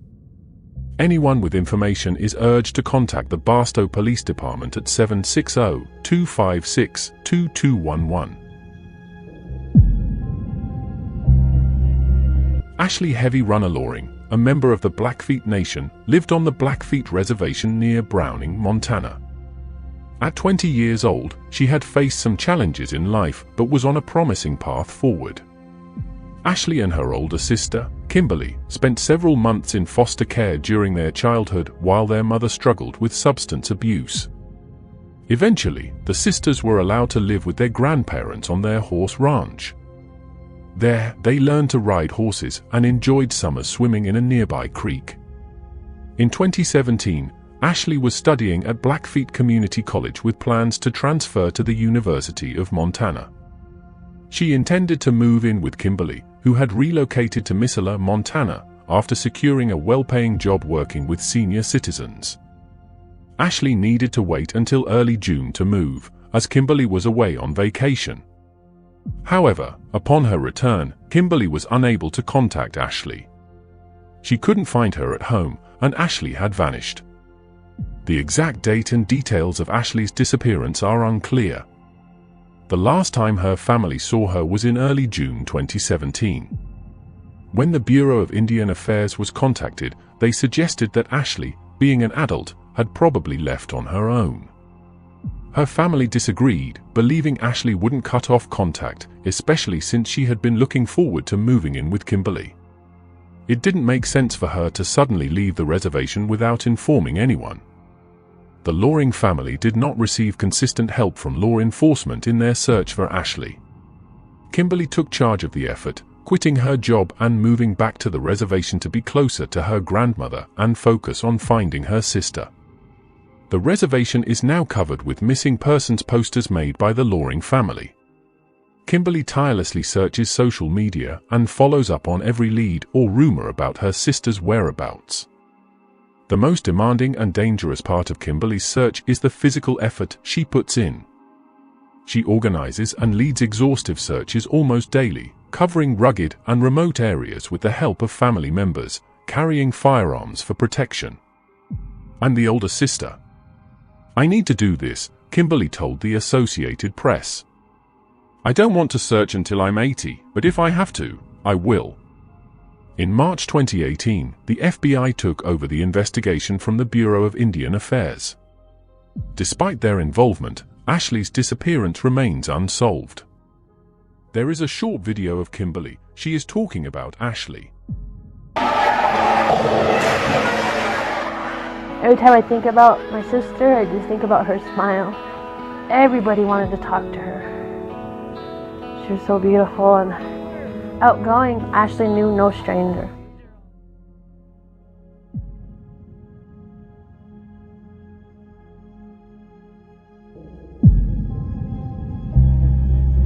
Curtis Pishon had an impressive start to his adult life. After high school, he worked as a police dispatcher and then joined the army, serving with the military police in Korea. He earned a bachelor's degree and joined the Concord, New Hampshire Police Department in 1983. In 1994, Curtis's career was cut short when he was diagnosed with multiple sclerosis, which made it impossible for him to use his service weapon. This diagnosis was devastating, leading Curtis to become depressed and start drinking heavily. Curtis then began working as a security guard, using his skills from his police career. After losing one job for showing up drunk, he was hired in 1998 to work the night shift at Venture Corporation, a factory in Seabrook, New Hampshire. He held this job successfully until the summer of 2000. On July 4, 2000, Curtis arrived at work at 9:30 p.m. and began his shift normally. He checked in with his supervisor at midnight, and everything seemed fine. However, at 1:42 a.m. on July 5th, Curtis called the fire department to report that his car was on fire. The fire was put out, but the car was destroyed, along with all his valuables inside. Despite this, Curtis seemed to handle the situation well. Around 3:25 a.m., Curtis spoke with his security supervisor and appeared fine. But by 3:45 a.m., when another employee arrived, Curtis was missing and has not been seen since. Some people thought Curtis might have committed suicide due to his health problems, the loss of his car, and his career changes. However, his family disagreed. New information has also suggested that this might not be the case. Since 2005, police have had a person of interest in Curtis's disappearance. They think the car fire might have been a distraction. While there was no clear evidence of arson, it also didn't seem accidental. On the night Curtis disappeared, a vending machine and a change machine in the factory were broken into using a company forklift. It's possible that Curtis saw this crime happening and was killed to keep him silent. Curtis had previously told his family that he felt unsafe at work because of illegal activities in the factory's parking lot. Despite these clues, the police haven't found enough evidence to charge anyone. Curtis Pishon's case is still open. Jason Knapp, a native of York, Pennsylvania, was a hard-working and intelligent young man, known for his perfectionist nature. From a young age, he strived for excellence, once crying for 3 days over a poor grade in elementary school. This dedication to success carried through to his teenage years, where he excelled in 3 sports during high school and maintained strong friendships, showcasing his loyalty and commitment. After high school, Jason was accepted into Clemson University's mechanical engineering program in South Carolina. He also joined the Rotkind in 1998, was inducted into the National Society of Pershing Rifles, a prestigious military honor society. In addition to his academic and extracurricular achievements, Jason enjoyed challenging hobbies like target shooting and mountain biking. Jason had a close relationship with his mother, Deborah, calling her daily from college. Their last conversation was on Saturday, April 11, 1998, when he shared the news of his induction into the Pershing Rifles and his apartment hunt with a friend. After that call, Deborah didn't hear from Jason again. She initially assumed he was busy with end-of-semester studies and housing arrangements. However, on April 17th, Jason's roommate called Deborah to inform her that no one had seen Jason all week. The last sighting of Jason was on the evening of April 11th, when his roommate saw him watching a movie in their apartment. Alarmed, Deborah immediately contacted the South Carolina police to report her son missing. The police checked local hospitals and searched Jason's apartment but found no leads. Deborah and Jason's father, John, traveled from Pennsylvania to South Carolina to assist in the search for their son. On April 21st, Jason's white 1990 Chevrolet Beretta was found parked at Table Rock State Park, about 30 miles from Clemson University. The park superintendent had not reported the car earlier, thinking Jason might be hiking a trail that could take a week to complete. Given his rock sticker, they assumed he was capable of such a trek. When the car remained unmoved for 9 days, they contacted authorities, who linked the vehicle to the missing person case. Investigators determined that Jason entered the park between 3 and 5 p.m. on April 12, based on his fingerprints on a park ticket. A massive search of the park, including draining a nearby lake, yielded no signs of Jason.